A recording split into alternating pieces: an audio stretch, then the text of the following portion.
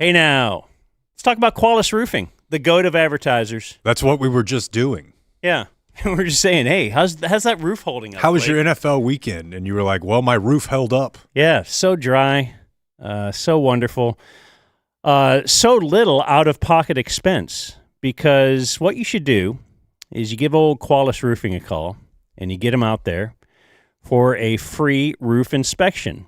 And if indeed you have some problem, I had not had a roof inspection in many, many years. And they were like, yeah, have you had some just hail damage stuff over the years? They're like, yeah, you've got some pretty serious damage up there. We'll take care of this for you.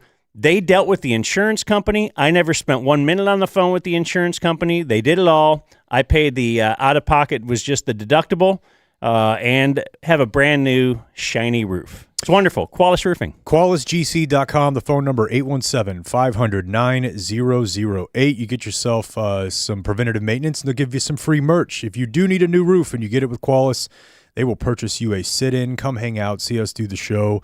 That sounds really lame when you say it out loud. You could also get a Traeger grill, which is man stuff. So get your roof fixed and get it done the easy way. QualisGC.com.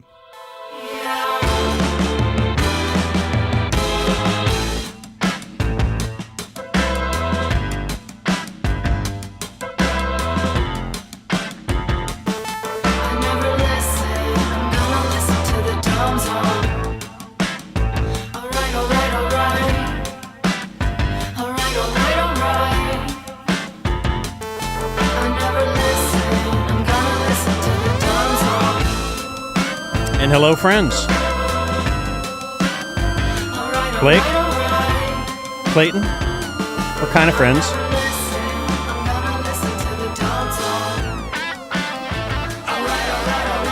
I know Jake's friend. Oh, nice. I'm in. You'll invite me to your kid's birthday party. And this is the Dumb Zone. It's Monday. It is not a Cowboy Monday. Won't have one of those again for a little while. But what if his kid's birthday party was like an hour from your house?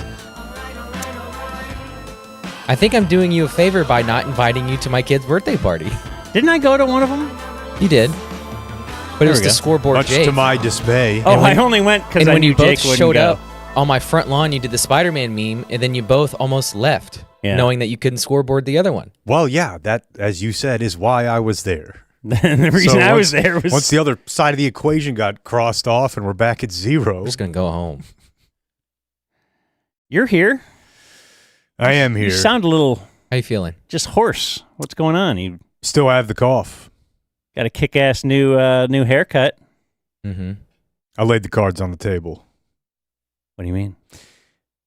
There's two people who cut our hair, and I sometimes would, like, in a pinch, I would prefer one over the other if you pressed me. Yeah. But you have to schedule around it. They work different days, and typically it's just a hard thing to explain. But up until now, it's like I've never seen them both available and picked the newer one, and I did it finally this weekend. I was like, I want a haircut. I tried to create some level of cover because she did have the first available, but I just did it. And I'll tell you, there's an easy explanation. One of them has a vacuum. The other one knows they don't have a vacuum. One of them just has a little extra. They don't forget the rice. They go above both and beyond. Great, but it's like I did get the haircut. So I'm at it's a haircut. Same place. I go to the same place, but like a head shave can be way better from one person to another. Okay. It's unbelievable. But I had been with the first lady for like a couple years, and then because of her, she was off one day, and I had to go with the other lady, and then the other lady's better, way better, and it's kind of like. Yeah, so I'll schedule on days when the first lady's not there anymore, but I feel like I'm cheating on her. Literally. I have been then. She wasn't on the schedule, but it turns out like then she ended up coming in, and so now I'm in lady number 2's chair, but lady number 1 is standing right there and then saying hi to me. Yeah. Like she always did. She's very nice. And very good, too. This is very good. Very good. It's just... What if you could get Tom Brady? What if you, Sure. We all over Romo. I have Peyton Manning here or whatever, but What if I now could let Tom Brady quarterback my team? I might do that. So I did get a haircut, trying to raise the vibe. You look great. Because I still have the cough. And now the wife, as you found out Saturday, the wife has the flu. So she tested positive Saturday morning. Ooh, morning of the birthday party. Yeah, because I made her test. Oh. No, she was going to power through? I don't know what she was going to do. We're not going to think about that. Can you imagine all the kids? Yeah, let's all. Super spreader. Moms She wants to be a super They're not spreader. thinking straight. So yeah, that became sort of my birthday party for the kid. You know, it's all set up. Not really anything to do past that. It's funny point. seeing TC there because I feel like he would want to go and swim even if he didn't have a kid. So it's cool that he has a kid, but he looks like giddy to be swimming. Sure. I've never seen like The man loves the water. a more 35-year-old kid. Like he's got his floaties on. He does. It doesn't matter that the pool is just filled with 7 and 8-year-old kids. It's he'll dive right in. Yeah, he loves the water, and so I knew He's he'd make the smiling real drive. big. Of course, it was after the Bears game, right? So he's probably smiling big. No, dude, he got out of Was there that and went pre-Bears? straight to the Bears Yeah, that's game. pre-bear. Oh, Straight okay. to the watching. Yeah. Blake, myself, we were Chappie. We were keeping track of the Carolina game, which rendered picks closed. I think Yeah, I think Blake winning that triple play. winning the triple play put us over the top. But yeah, I don't have Blake carries us to the finish line. as always. Jake demanded help. Got it. Waited till the last week. Got it. Don't know the rules. Don't know. Like, do I I still? think have, we all did our part, Do I right? still have the flu? Oh. No, shut up. You made it interesting with your. Did I not do my part the week before? I went like 8-2 and got us back in where we belong. Your 1-19 stretch certainly put us in the position, but yeah. I guess if you do, Law of averages. But I don't think you guys can get sick from me being here. I definitely don't feel 100%.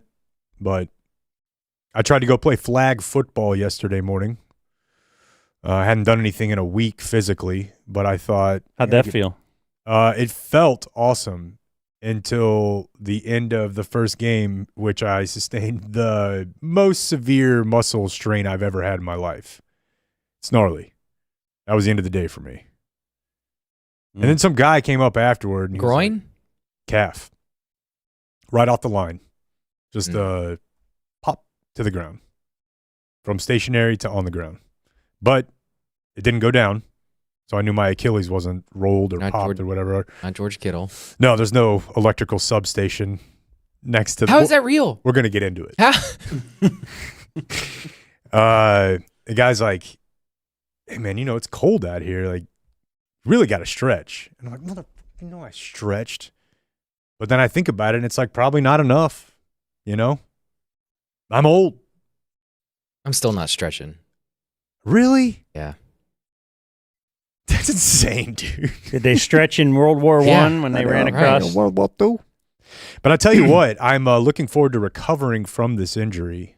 Oh, maybe I jumped the gun here because you wanted to wait. But the first thing I thought, honestly, Game was Day Men's Health. We're in the Game Day Men's Health studio. We could at least give that a quick plug. I knew with Game Day and being on TRT that I will actually recover quicker. That's why guys get on it, is that they get injured, they want to play sports, they don't want to be out for 6 months. Well, like because they had a Andy minor- Pettit said when he got busted for steroids, well, it was just to try to recover from an injury. Yes, that's the point. Right. Major League Baseball players, it isn't just to bulk up and hit long home runs. Yeah. But it does help you, and that's kind of what the testosterone replacement is. But as far as if we were going to plug a second sponsor today, I wanted to start with the top of my garage and then go down to the entrance of my garage and promote Trident Access Services.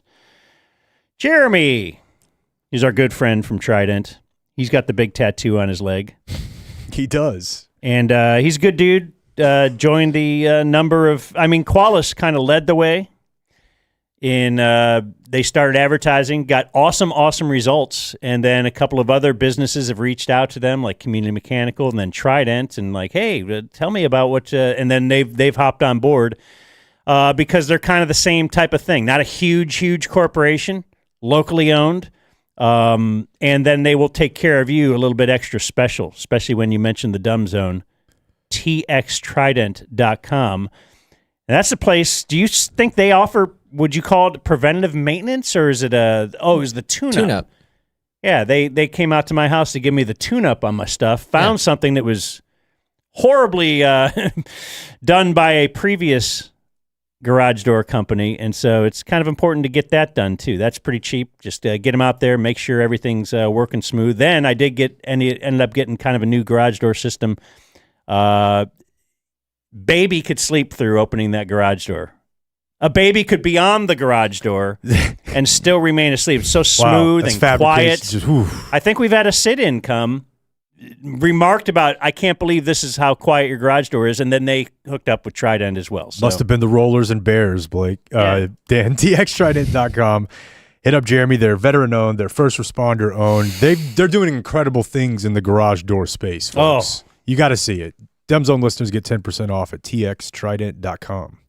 So are we sliding into weekend check? Is that what we usually do there? Sure. Well, you're here. Who? We had a scare. Yeah. Friday. We had I had to a sea cow in the bullpen. Yeah. I'd take care of my boy. Oh, yeah. Well, I don't know that it was totally Clayton's advice, because I did want to talk about not being in jury duty today. And basically, it was really cool because last time I did jury duty, Tarrant County is my place of jury duty. I did go down and had to, hang out all day. And this time they send a questionnaire in the mail, or like you got to fill it out.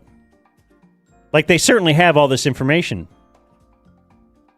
but they still make me fill out all this stuff. I think 20% of the American economy is certainly they already have this information. At the doctor's office, they make you do that whole thing. It has to simply be that then they ask you that stuff when you go into the doctor. What's on that one? It simply has to be that is keeping America afloat. So doubling up on info. Yes. Long story short is I got to go in, I just filled out the stuff online, and they end up sending me an email later that said, actually, we don't need you. I was like, oh, awesome. But I brought this because it has all the same questions I filled out online. It wants your email and phone number and all that kind of stuff. But the male or female and date of birth, I think you know that. They get this because I give on your driver's license, right? Yeah. And you sign up to vote, and then you're then in the system, and you'll get this. I think if you're not eligible to vote, or if you don't sign up to vote, then you don't get a jury summons. Or maybe it's all through driver's license. The point is, then it's asking me county of residence. It's the Tarrant County thing. Just sent this to my house. You know where I am. Education level. So it said last grade you graduated. And so I said senior college. Is that right? I think you would probably just put like undergraduate. Or do you put 12? Oh, listen to master's guy over graduate here. school You're guy. just an undergraduate. Well, I mean, that's what they're asking you, right? In fact, right, Bachelor- Just only Just bachelors? yeah. Merely- I think you would say bachelors. occupation. Hey. self-employed. Well, it did ask your employer. I put self. Occupation, I put broadcaster. Here you go. Okay. That feels good. TV show host. You don't write streamer. I did put self-employed, though. Then it says work schedule. And I guess I put like 11 to 2:30 Monday through Friday. 247, baby. What is wrong with you? Should I have put like 8 a.m.? Because, yes, it is like we're working on the show all the time. You should have simply copy and pasted the J.J. Watt thing. Success is leased, not owned, and rent is due every day. Or the other guy. I woke up and I was thinking about the show, and I jotted something down real quick. So should I have started with 6:30? I woke up and started writing stuff off. Explain how you have 3 weeks in your 1 week because you split your day into thirds like that one guy. Yeah. Yeah, actually. Yeah. How does that guy get served? Then I get spouse's name, spouse's employer, spouse's occupation. What's the... They don't need to know all that. Why? Palantir. Then it said kids, how many kids and ages. Yeah. What's it to you? If your kid turns 20, which both of mine have, I don't know their age. I'm not sure. Sure. They're over 20. Right. Like I turned 50. I am now over 50. And you'll next know when I hit 60. That's the only time I'm going to honestly, reveal. if you're like a grown man and you know the ages of your kids in their 20s, you're kind of gay. If you think about it, like, what are you so worried about? You gonna have a little birthday party? Yeah, so I put 20 plus on both of them. That's great. No cough button. Anyway, I don't have jury duty, so that's really good. Okay, so and I didn't want to get out of it, really. Well, I mean, I wanted to get out of driving. How did you? What did we? I don't settle know. on? Oh, I just said once you put in the stuff online, it tells you. Okay. You may or may not have to show up, watch your email, and my email ended up coming in and said, hey, actually, you don't have to come in. I was like, oh. Because I was just trying to ascertain great. if this is like a kick the can down the road thing. Like, did we... Would you rather get postpone. Would you rather get you don't have to do this jury duty, you're out, or, honey, I forgot I have book club tonight, you're free this evening? That's the easiest question by a factor of 1,000,000. You'd rather drive to book club or drive to jury duty? I love the show, but I'm sure you guys figured out you did it before. Give me my $7.25 an hour and let's get judicious. As long as I get that free night at home. It's a day, not an hour, buddy. My weekend check. Right? My mom. This is out of nowhere. I just was at the store, saw a guy blowing his nose into his handkerchief. And he was like a 40-something guy. So if you see someone Blake's grandpa's age with a handkerchief, you're like, all right. I'll carry one. As allergy guy, yeah. A little chief. Yeah, depending on the day, yeah. I'm good now. I don't have it with me. Now, handkerchief's disgusting, dude. You're going to keep blowing your nose in the same... Why don't you just carry one napkin around? Because paper towels are too rough on your nose. You need something a little softer. Yep, I got nose burn right now. Yeah, all up underneath there. It's making my eyes water. May I offer you Puffs or Kleenex?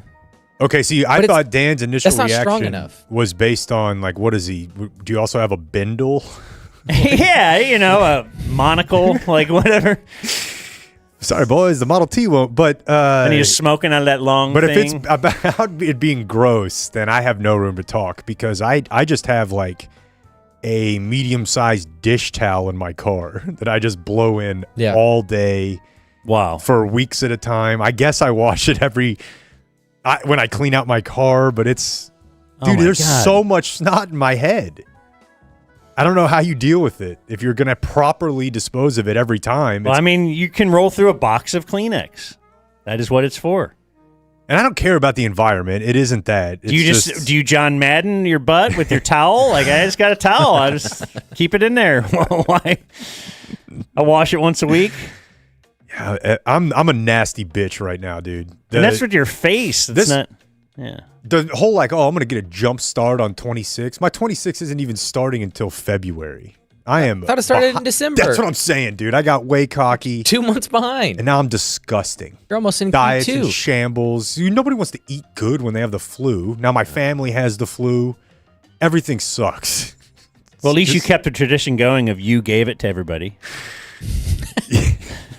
Technically, yes. That is true. A loving father. And then my mom call of the week.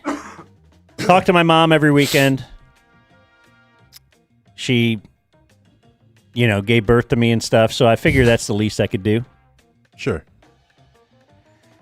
And so I'm like, yeah, what'd you do? First of all, we talked lots about the weather.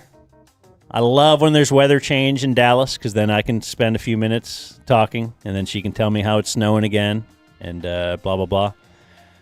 She lives in Cleveland. Rose is back.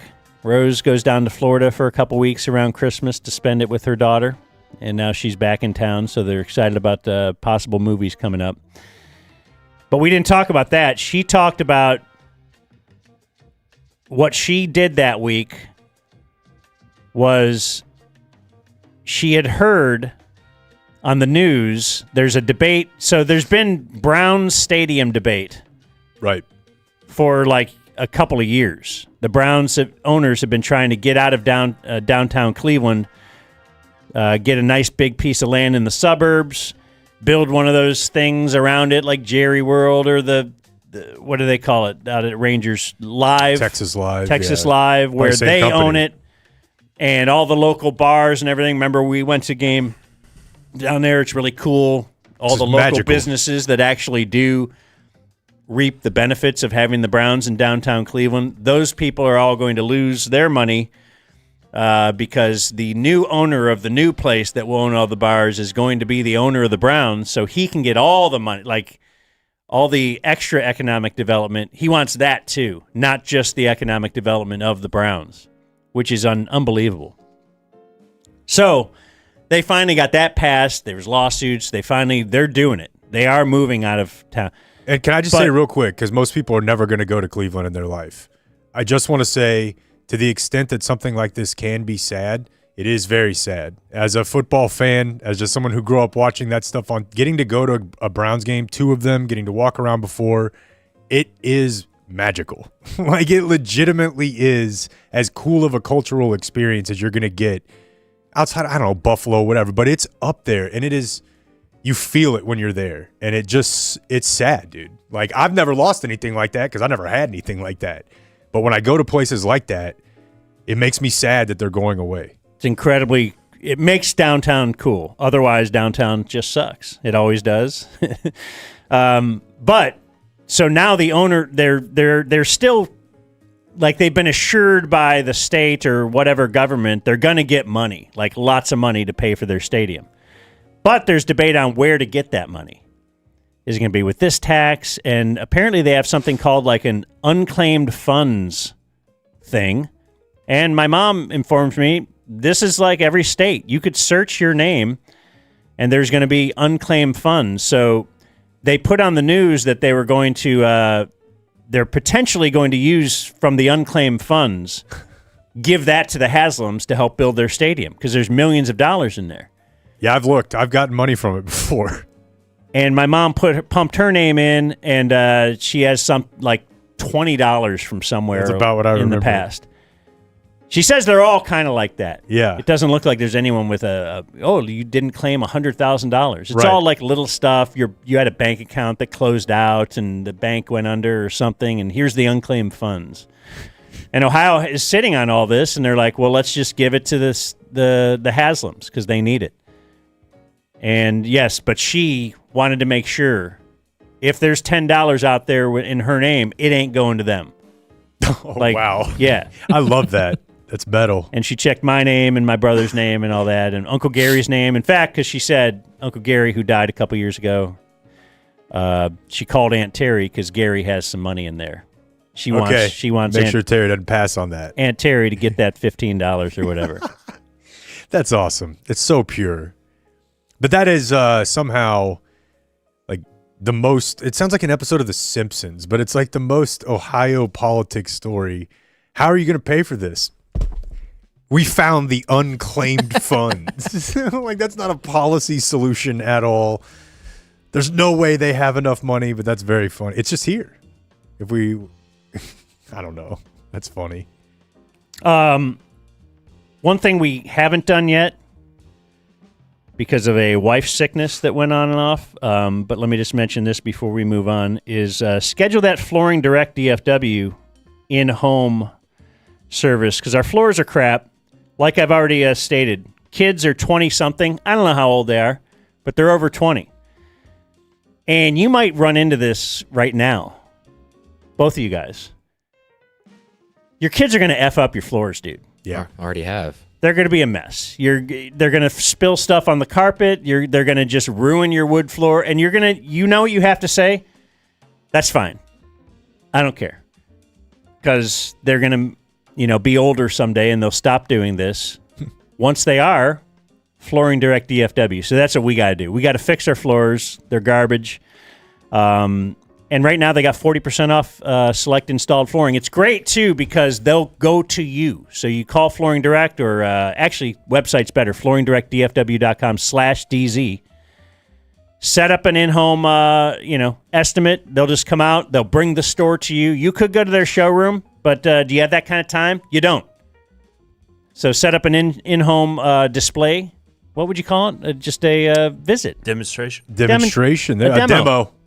We're going to demo the floors. A demonstrate. And speaking of demoing the floors, when they do fix up your floors, they move your furniture out of the way. Obviously, they're going to put it back. They're going to leave it like they were never there, except, there's new floors. But it's not a big mess. You don't have to hire movers. We've heard of people having to do that. These are installation experts that clean as they go.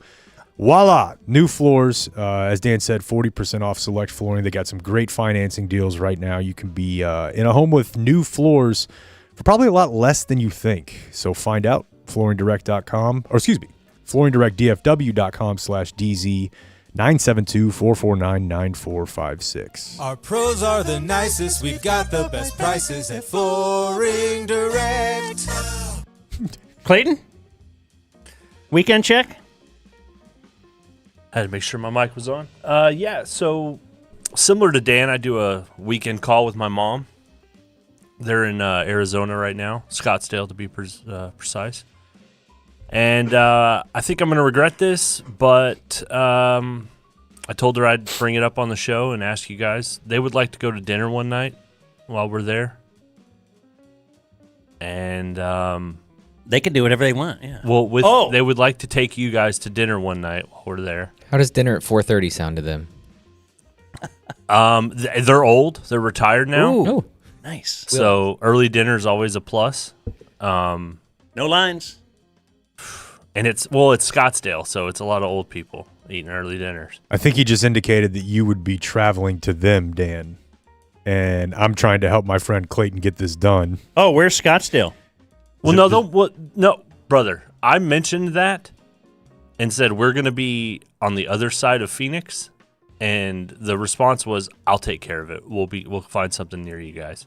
There you go. He's getting warmer. I'm trying to take care is of Dan. Scottsdale in the Scottsdale like Frisco to Phoenix, or what Frisco does? Frisco to South Lake, kind of, yeah. Okay. Except there's no main highways there. Like there's just like two roads that branch off, but we'll figure it out. They got like a McDowell Road. That's a big one. Do you know about McDowell Road? I know Pima. That's the road that I know. Okay. But yeah, they had requested that. There's a chance. So we get to see Mrs. Clayton, Mama Clayton. I know. Look, he's the one asking. All bets are off. It was. Does this mean our relationship is going to another level? Oh, you get to meet Mom and Dad? Yeah. It was never going to work with Glenn, but I figured you guys might be a little bit cooler and a little bit more accessible. They're not on Glenn's board very with Glenn? famous. No, like they're not, Glenn's not it was that. never an opportunity to be like, "Hey, Glenn, my parents want to take you to dinner." One night, even though like he's worth like $1 billion. Well, he's not coming. You're saying along. guys like us might actually want a free meal. Need a free meal. Yeah. Yeah, especially out of town. And like I told my mom she can't beat y'all down with like too much ticket stuff, but Is your mom grew up kind of P1ish, right? she's the only reason I ever knew about the ticket. No, I'll do that for day. I do that all day, I love bro. talking about the ticket. That's yeah, the best. but she's in Jake's demo, and it's really weird because Hey now. Drag something out of there. and Your mom's 39 years old? No, my Coug demo. Oh, she's in He Jake's. thinks I'm- Jake's. Okay, that demo. Sorry. Yeah. Yeah, but we know. But stepdad's got private jet money, so I don't think I'm much of a. I don't think I'm much of a threat. JSX, anyways. That and golf. If Blake wants to play golf, I need to know. His mom golfs. I did know that. They live on a golf course. Yeah, it'd be with my stepdad and his golf buddies. I assume the boys are going to be booming out there. There's a golf course on like every street corner, from what I've been told. We have access between to Grimm 7 for ours. So Grimm likes golf, right? Oh yeah, that's what I'm saying. Him and Blake and the parents. Yeah. Yeah, but so I we'll do it. I'm committing. I got a little. They may not go. I'll go. I'll be there. Finding some places for Dan to walk. Some good walking places. Get those steps in. So they got a lot of land out there in Arizona. So there's just a lot of good, nice little easy walking trails. around the area. So, Dan, get out in nature and do a little walking. Yeah, I don't need a trail. I could just walk down the street. But sure. I'm trying to branch out. I'm a little disappointed in your Denver performance, if we want to be frank about it. Little disappointed.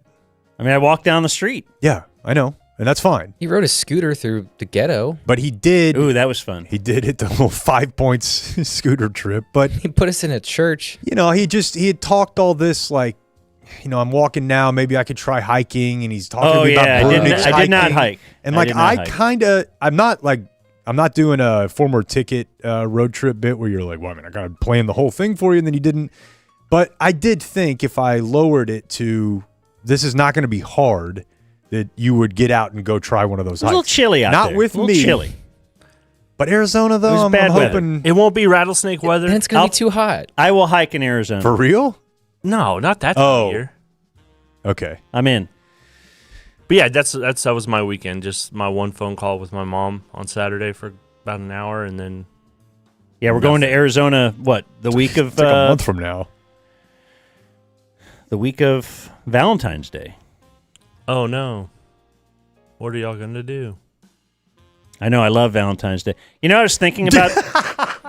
I was thinking about that this weekend. Because I was thinking about our trip and all that. Should I start packing now? I'm going to wait. Good for you, bud. But I was thinking that Shoddy is a guy who loves Valentine's Day. Oh my God! He's planning now, and he's happy the season's over because he gets to now start focusing on Valentine's. Well, and I promise you that he does. I miss a birthday during the season. Mm-hmm. Yeah, I miss this. I miss our anniversary during the season. Bill Clinton.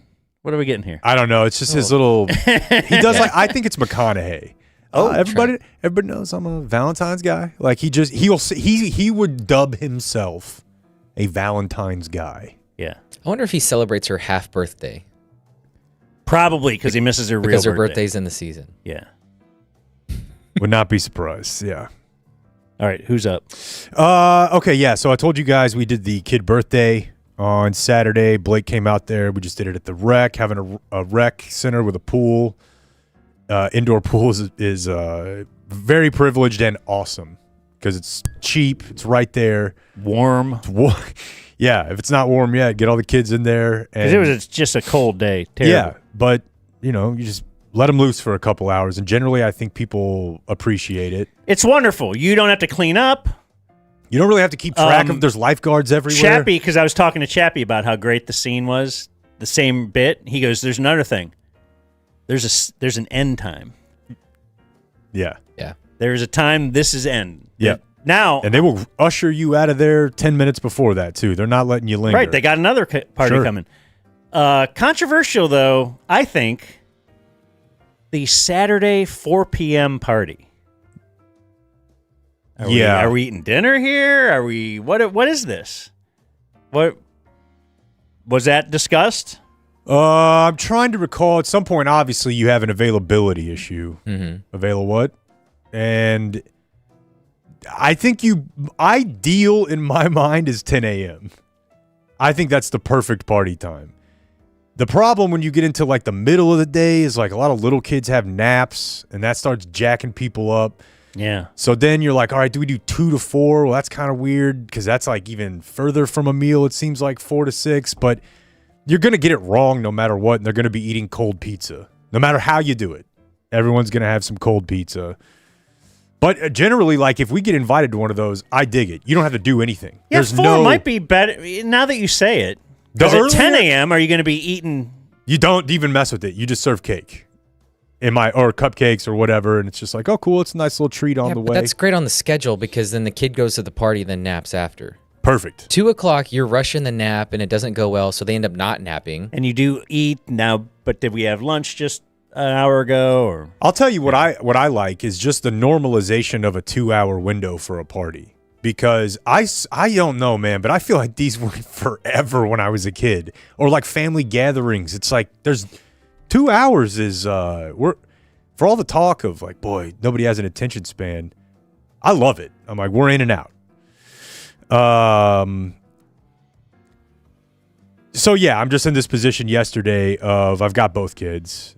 The wife is down for the count. My mom has the flu. I'm feeling like Blake. I got to be a real dad. Blake's at my party with the baby. And my wife wasn't there. And afterwards, she's like, who helped Blake with the baby? Help?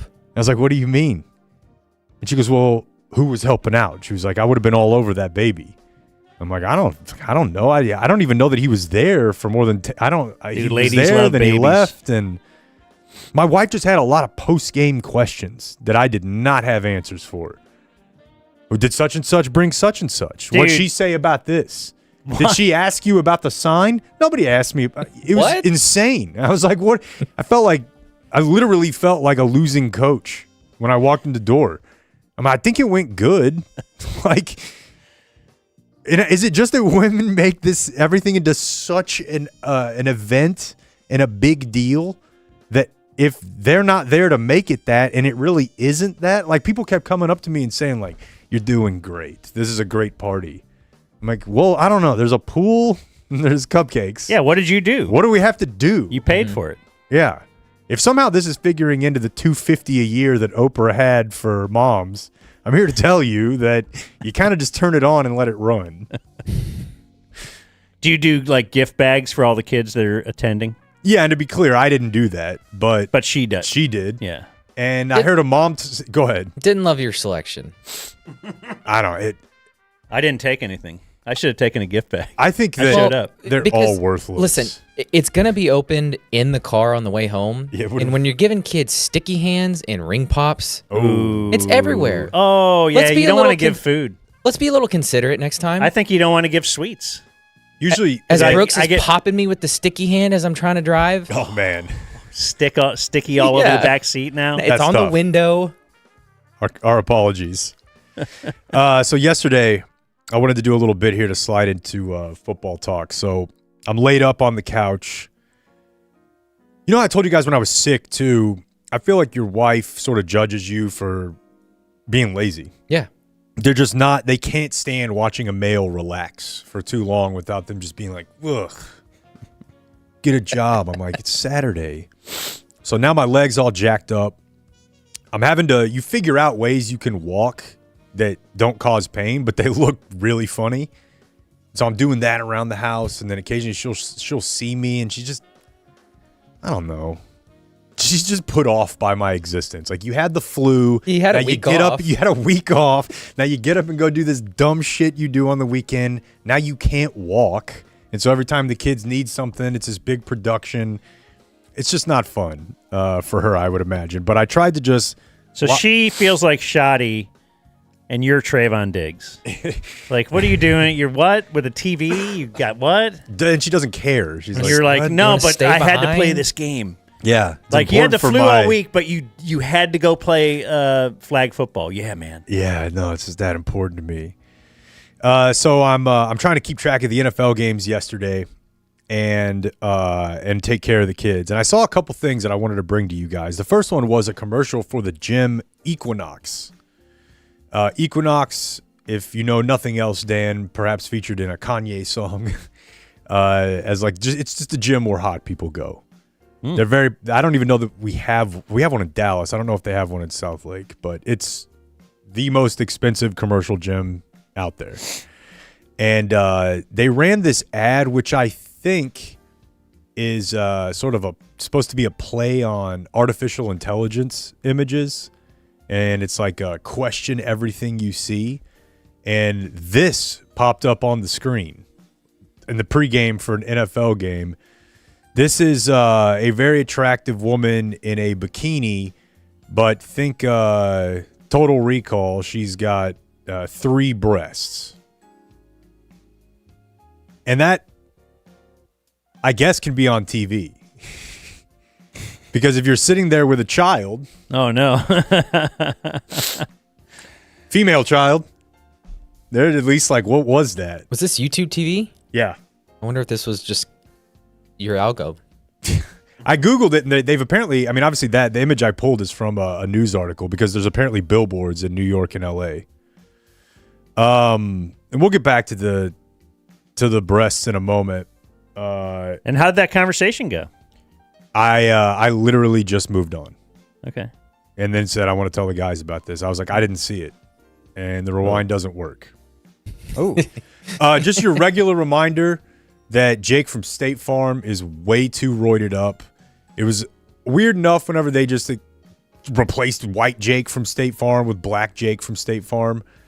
But in the new round of commercials, they have him with Derek. Look at that dude. Look how big he is. That's insane. Are you saying we're just gonna pull this over on America? One thing, and then two, like, let's get him roided up. Let's get him like he looks like Derrick Henry. He looks like chubby though. Well, that's kind of what happens. Yeah. When you get on enough of it. I personally really enjoy that because Billy Bob Thornton is in a lot of movies and TV shows about Texas, that he's become sort of like our avatar for a tough, straight-talking, no bullshit Texan. So they basically just have him do his character from what I assume is Landman as an AT&T commercial now. He's out in West Texas, like, and if that don't sound good to you, maybe you're not from around here. It's AT&T. This is the same guy who dresses up in like the little vampire. Like, he has like those hoop earrings and puts like this. He dresses like little Stevie. But somehow he's become like Texas man. Is that not weird to anybody? He's not from here. He's like a artsy theater guy who wears like rags. Like, he dresses like Steven Tyler in his real life. I'm not placing it now, but this happens. Like, they're so character driven that after a role, they begin to take on that part. And that one for him, it just fits so well. Yeah. People like hearing him act like he's from Texas because the other AT&T ads are Luke Wilson, who is from here, despite the fact that I never really think of him as like a shit kicker. Like, he's out there with boots on. And I don't know why I hate that ad. I can tell you why I hate it. The Luke Wilson personally. ad. It's just that it's clear. This is not new, but it's clear just selling Texas works. That's all that is that people in Vermont and Utah and Georgia are watching shows about Texas, a lot of them. And so the ad companies are like, hell yeah, get the guy everyone thinks is from Texas. Even if he has to take off like a literal dress to walk out into this field and pretend to be like this. That's why it drives me crazy, personally. So it's actually a counter ad. Owen Wilson and Billy Bob. So Owen does the AT&T. Okay. Billy Bob does T-Mobile. And they're both supposed to be Texas so man? Well, it's just counter. They're trying to counter each other. The companies are trying to out-Texas each other with people. Billy Bob's from Arkansas, so yeah. Like, it's close, but still, he's an actor. You know, like, I know him as... He dresses like Stevie Ray Vaughan would have continued to dress, like, if he got older and didn't, pass away. It's a weird trend to me. And then I'll wrap it up with this. This is... I don't know if you guys saw these or not, but it is an ad for a medication that I believe helps people with breast cancer and the treatment that comes with it. And I didn't pull the video because I don't know what the copyright situation is. So the video, it's not that 3-boobed lady? It's not that. Okay. But it's obviously boob focused. There's a woman on camera and she says, "My name is such and such, and these are my breasts." And then the camera pans down to her tits. Tasteful, it's not like they got them hanging out, but the rest of the ad, she's talking about her breasts. And I'll play a little bit of that for you here. I'm Erica, and these are my breasts. We've changed a lot through the years, from dating to breastfeeding and gravity. So you can and gravity. saggy. And another change, a lump, breast cancer. As part of my treatment, my doctor and I chose to add Kisqali, a pill that can help reduce my risk of I don't know what the pill is. It sounds like the leader of a rebel nation in like East Asia or something. We chose Kisqali. My doctor and I chose to add Kisqali, a pill that can help reduce my risk of breast cancer from coming back. Okay, so here's another one. You get the idea, though, I think, is... I'm Maya, and these are my breasts. Honestly, we've had a complicated relationship. I've tried sports bras, underwire bras, minimizer bras. The whole time the camera's just We got a minimizer on the And boobs. then out of nowhere, I found a lump. Breast cancer. Then losing the breasts I never fully appreciated. Very sad, right? So I'm like, I want to learn more about this campaign. How long has this been going on? Or do they have any other ones? And lo and behold, they do. And I found a couple of them on YouTube. Same sort of thing. They just pan down. I'm Erica, and these are my breasts. We've been through a lot together, from dating to breastfeeding and gravity. When my husband and I would go to swingers parties, everyone would yell, "Hey, there's Erica with the mondo banging tits." And then another change, a lump, breast cancer. As part of my treatment, my doctor and I chose to I act thought that was shocking. I'm absolutely right with you. Yeah, I couldn't believe But it. I suppose it's niche advertised, right? You're looking for that small. Right, and everybody can get breast cancer regardless of your proclivities or whatever. There won't- Yeah, that one was great. So, what'd your daughter say about that one when you were watching this? I'm Maya, and these are my breasts, my tits, my tatas, my bazookas, Okay. my missiles. They've served me well over the years. I used to love when my husband would play with them. He would spit on them a little bit, lovingly. And then, out of nowhere, I found a lump. Breast cancer. All right. Then losing the breasts I never fully appreciated. Yeah, you don't appreciate them. Why did all the ads now with women's voices? They just make them sound like the Kardashians, like that soft, Yeah. Kim Kardashian. Well, the good news about that is it's very easy to replicate. I think following that up would be great to mention Community Mechanical. Because if there's one advertiser of ours that loves breasts, Sure. it would be Community Mechanical. Sure. Right? And kind of just like looking for a lump, a little preventative maintenance there. Nailed Yeah. it. So they will come out to your house and they will, what do you call that? It's not a euphemism, but they will look for a lump. It's It's an analogy. an analogy. Sorry, See if they can find the lump on your unit. they found a lump in my attic. As Maybe a matter they of won't. fact, it was seeping out carbon monoxide. They say that's very bad, and they reattached that, fixed things up, gave me kind of a big tune-up around the house. They're great. And mine had cancer, so they just replaced the entire system. They'll Oh, yeah? do that too. Yeah. They can do that. You get to choose. But if the you have new ones. misdiagnosed cancer, like Brandon Aubrey did, You could end up spending a fortion on Right. radiation. When all yeah, you he had needed another was, company saying it would cost him $15,000, and they were like, Ravinquid. "Actually, what if we replace this one part for $100?" And his system works great. That's what they'll do for you. Mm-hmm. because they love breasts and HVAC at Community DFW. Call or text Travis anytime, 469-667-7290. That preventative maintenance is key. But as Blake said, if you do need a new system, they'll replace it for you. And while you're there, they'll get you a sit-in for the show as well. Hit up Travis today, communitydfw.com. One more check of a weekend, and that is Blake. Just had a few leftover things from while we were away. I had to shave the mustache because I went to an Argyle Lady Eagles basketball practice. That Just was to the line. observe, and I want to know the players. I want to know the sets, how we're going to attack. And I was just a creepy guy in a mustache at a high school girls basketball practice, so thought during basketball season maybe I'd just shave it. That'll get you ready for your May stash.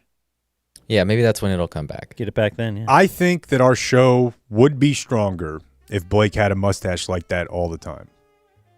It's kind of like a signifying thing. I get the line is, though, covering women's high school sports. It just feels like if the UIL instituted a no mustache policy, everyone would say yes. Yeah. Just for a cast a net. Don't want those guys at volleyball. I get it. I played pickup basketball with a guy, and we all thought the Luka trade was bad for us, and it was. But this guy had the full Luka sleeve tattoo. Oh, my gosh. The lion, the filling, like it was from elbow to wrist, the exact Luka tattoo. You just can't ride that much D, man. You can't do it. There's no... I mean, What's he gonna all the do? signs were, though, that, yeah, he wants to be Dirk. He's going to be here forever. Dude, I mean, they will never let him go. I realize we're splitting hairs, and I have a little bit of a stand-up special I want to play for you guys later, just women joking about men watching football. But yes, I got a jersey with another guy's name on it, but you cannot get another man's tattoo full piece on your body in the same place. And let me tell you the test on how you know that's a bad idea. How do you think it would go if you showed it to him? Yeah. Hey, oh, yeah. Hey, look. Not good. What if I got the Kyle Shanahan tattoo, though, so I could be friends with Chris Sims? That's great. Yeah. On the Cowboys charter, for some reason, multiple people were watching the newest Mission Impossible. Did it come out a couple years ago? No, I Or think recently? it came out like in the last year. Okay. Because TC went to like a deal with Ben Rogers, like a press junket deal where Tom Cruise was showing up That's right. at the theater and told everyone, have a great summer. And so, like Jake, I don't want to sit down and watch the whole movie, but I'll check in on it, and then I kind of understand, and I feel like I've seen it. I love that. But there's one thing that happened in the movie that I want to add to Dan's list of things that movies get wrong. Because I watched a pretty intense fight scene where they had to free this female prisoner, and within a couple seconds of kicking everyone's ass, they were in a standoff, and then they had this very logical conversation of like why she needed to lower the gun. In any real fight I've seen in person or online, people are not thinking clearly. So you go from ass kicking in 1 second to just like, okay, boom, we're having a level-headed conversation right now. Yeah. The level-headed conversations they have while drunk, while high. Or like in the ER. Yeah. It's like, how are they doing? Yeah, no, Right. That's a good one. If it's Succession and we're in a boardroom, okay, fine. But we just had this giant fist fight. Yeah. Let's calm down. That's a great point. All right. My ins and outs for 2026 begins with it. Ooh. It's not something that I do, but I've been affected by it multiple times recently. And I don't think people should be able to play the lottery before noon. I'm in there, I'm getting my coffee. I got a few minutes here to get in and get out. And this sucker is trying to play multiple rounds of this lottery game. Oh, I won $5. Give me another ticket. Oh, 10. Give me 2. It takes a lot of time. I would be in favor of a lottery lane. Yeah. And you just have to wait over there if you're, and now I understand you're still going to, if you have one attendant, there's going to be problems, but I think they should be on a slightly lower priority. Yeah. They understand that their operation does sometimes take a long time. So let's go do them when it's time to do them. But I just need this little energy drink. They clearly have more time to spend here than I do. But multiple times over the break, I'm sitting there with my coffee ready to go. I need to go. Is the future, maybe this is 20 years or whatever, like that store I went into at the airport where you just walk in, you walk out? You scan your card when you walk in because they make you. I'm saying you won't even have to do that because they'll scan it. It'll be on you or something. You know? Or like this store, you're already going to be registered there somehow. Yeah, maybe it is I think a that scan. exists. You're 100%. It won't be scan your card, too. It'll be tap your phone. Ocular. I was contemplating whether to Just walk out. tell. You're just carrying a coffee. Well, they know who I'm a proud Chug Club member at this TXB. Mm-hmm. They see me every morning. That's why I had to call you back this morning. I was having a nice chat with Roberta, but I almost just like, hey, this is gonna be free. Can I leave? Ooh, Roberta, after the whole December thing. I know it's a rough month for her. Yeah. I forgot about that. Okay, so this weekend. Can I go a step? I don't think they should let you just scan your ticket. I know that it actually does save time to let them do it. But I think you should have to scratch off. I don't think you should be able to claim a single prize if there's an ounce of dust left on that ticket. You're taking all the humanity out of baseball. Yeah, it is. Just an you're exchange right. of documents back and forth. Like, what are we doing? There's no fun here. Yeah, I thought that was the fun, is to Yeah. scratch and to see. But yeah, So I took Brooks and Benny to Nora's party. Brooks was kind of a wet blanket the entire day. Didn't want to swim. It's too loud. Didn't want to watch people play basketball. Didn't want to throw the volleyball around. So We didn't stick around as long as I would like to, so sorry about that. But yeah, Chappie. Yeah, I don't care. Okay, well, He's I was it was cool to me to get to see you and your family, but I mostly do it because I assume you or people need some no, it was great. Yeah. release valve. Had to try. Haven't seen Chappie in some time. I only see him once or twice a year. But good to see Chappie. It is. But he made a beeline for me. He didn't get cold pizza, by the way. Oh, he'll go in. Yeah, He was eating it while all the kids were out swimming. Yeah. And so I have my 2 sons with me. I haven't seen him in a while. He walks up and he's like, Panthers, huh? Yep. Yep. He might have never seen your baby. He hadn't. Yeah.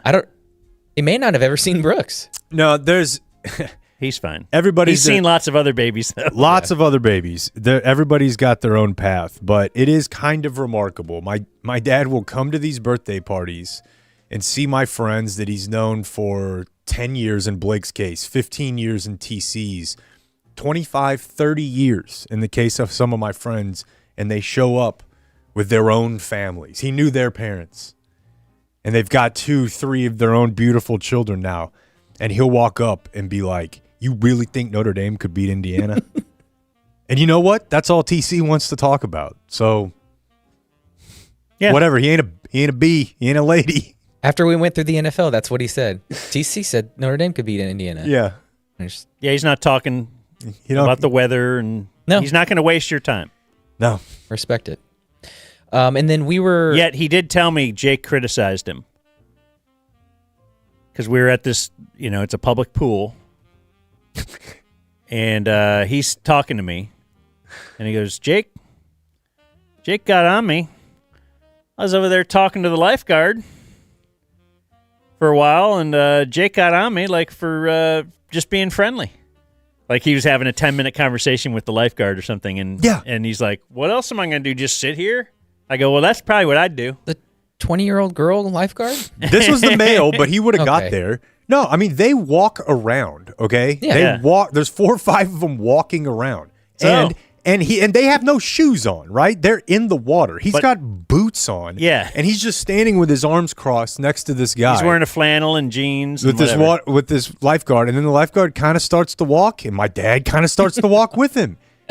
And I walked up and I go, "What are you doing? You've been talking to this kid for 7 minutes now. Leave him alone. What could you possibly be doing?" He's like, "I'm sizing him up." I'm like, all right, man. He's a friendly guy. So we were a book short. I think I messed up in telling Brandon how many autographed books we needed.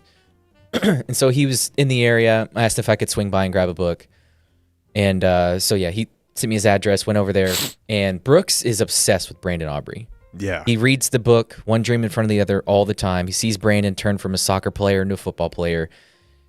He thinks that I and Brandon work together because we go to the same place at the same time often.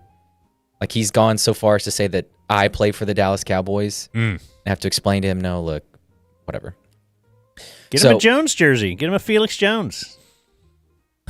Brooks? Say, yeah, I did. Yeah. I did play at one time. Oh, yeah. No, I need to get him a Brandon jersey. Anyway, so he's obsessed with Brandon Aubrey, and I said, you can meet Brandon Aubrey. You want to come up and say hello? No. Why? He's an all-pro kicker. He's nice. He has a kid. He knows who you are. Just wouldn't do it. Stayed in the car. Stayed in the car. And I think that was the most disappointed I've ever been in my son. Well, I've how been about that nervous. he's not like a star chaser? Isn't that great? Yeah, that's kind of cool. not- That's actually very he's- Blake. Yeah, he's not affected by celebrity culture. He's just like, whatever. Like, he loves the book. You can meet your hero. I He's don't right. need to He's meet right this there. guy. He's right there at his door. Come say hello. It's kind of like when No, I got my ring pop. one I'm of my good. potential stepdads brought me a baseball signed by somebody. I'm like, I don't care. I don't need something that is signed. Now I use that baseball. We went out and played catch with it. Sure, yeah. He But missed it's the part not where that's what you really needed. Exciting to a me. dad to throw the ball. No, I'm with you. I don't get that. However, as a kid, I think I still probably was a little bit more like, I remember when my brother got to meet Emmitt Smith, and I was like, God, man, I'd love to be on that Dude. trip. But I also respect Brooks. Do you remember I remember the Browns backup linebacker who spoke at our like Little League football banquet or something. It was the greatest. Oh my God. Yeah. Wait, Dick Ambrose is in the room? Yeah. We had the Cowboys and Giants, or I guess he was still at the Giants at the time. Chaplin come speak to us before a game, and that was the biggest moment of my life. That guy knows David Tyree. Right, just that he knows. And then yesterday we started swim lessons with our good friend Dirk. The best in the biz is what they say. He's taught Donovan to swim. He taught Killer to swim in your pool. Yeah. And we're getting Brooks going. But Dirk wanted to give you guys something.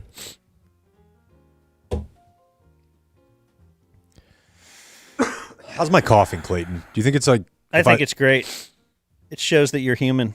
Most people think that Can you be honest with me? Are you upset with me? No. Okay. It's not. It's not affecting me. I just bought you a cough button. Okay. This is a box. I can try to do it like a little some more sorts subtly. that I am opening up here. And appears to be now a poster inside the box. Now I got to go open this up too.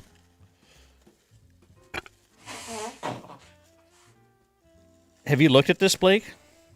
No, maybe I should have, but I didn't want to ruin the surprise. You can look at it and then like feign the surprise afterward too. Yeah. So You ever do radio before? Oh, I think this paid off though. Oh yeah. Are those the two individuals I think they are? I hope. Yeah, I think they are. Vaya con Dios. Did Dirk draw this? That's incredible, dude. It is. It's it's the end of Point Break. Painted beautifully at Bell's awesome. Beach. That's awesome. That's awesome. Remodel 2.0 in here. That's going up. Now, if it was signed by Patrick Swayze, that'd be better. Yeah. Just kidding. I don't care who signed. That's Thank very you. cool. Thank you, Blake. Thank you, Dirk. Thanks, Dirk. And thank you, Ownwell. They are one of our advertisers who want you to know that property tax bills are due at the end of the month. And you might have gotten a higher bill than you expected. You forgot to, or maybe you forgot to protest. Ownwell has your back. They can reduce your property tax burden. Sign up now, and then you don't have to think about it, like I did last year. So I signed up, and then all of a sudden got an email this year like, "Hey, we got you again. We're working on it." Like you sign up once, and that's it. Ownwell.com/thedumbzone. Got to use the there. And I got a ton, Jake, of emails just from the last time we were advertising Ownwell.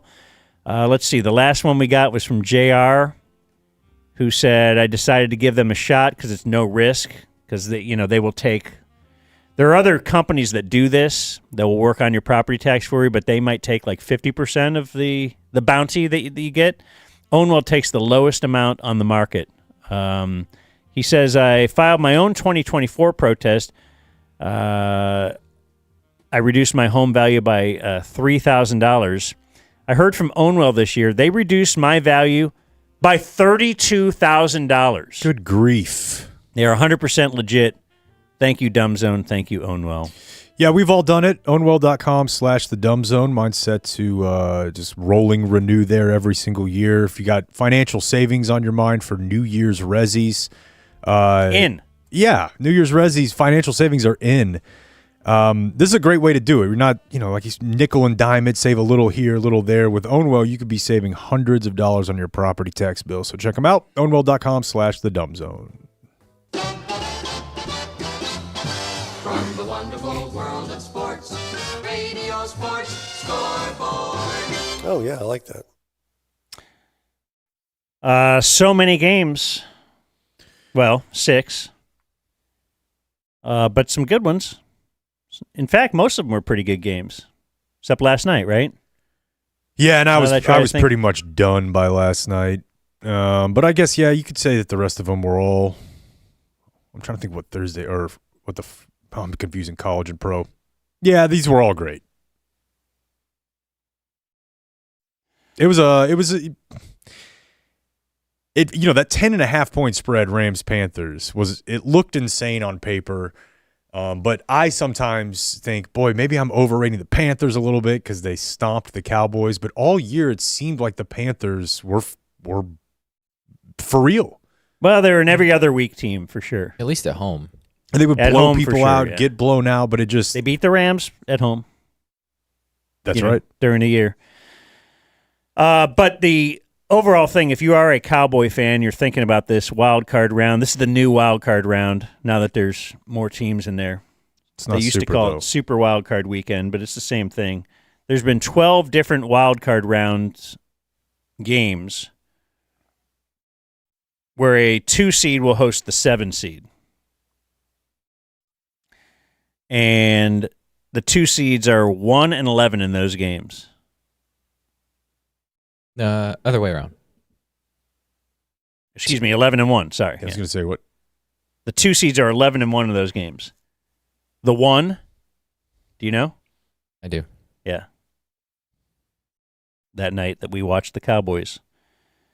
2023 Dallas Cowboys losing in the playoffs to the Packers, 48-31. right? I saw Kalashaw tweet out this thought. Make of it what you will, but 12 of the 14 playoff quarterbacks this year younger than Dak Prescott. So Yeah, it is interesting. I remember when Dak was on the rookie deal, and some, maybe us, were saying, like, yeah, this is kind of a really good time to take advantage of that and just add. And I think the Cowboys did not. The Cowboys are a really weird study in that they've got more money than anybody. They're worth more than anybody. And they really don't ever act like it at all. That's how you keep the money. Okay. Well, they say they're going to be all in. They say this and that. They say, Jerry, I would do anything. I would give up the gold jacket. I would give it all up for another Super Bowl. I don't know. I don't think you would.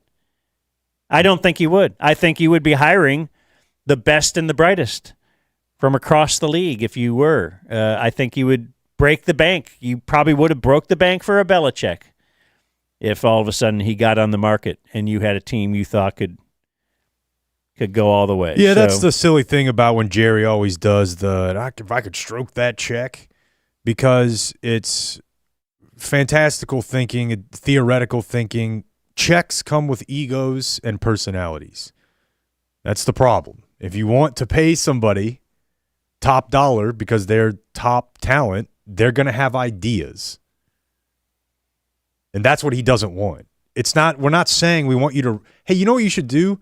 Make Brian Schottenheimer the highest paid coach in the NFL. That's not what anybody's saying when they say you should pay your coaches more. They're saying you should pay somebody, and somebody that would take that amount of money would be able to tell you what to do, and that's never going to happen.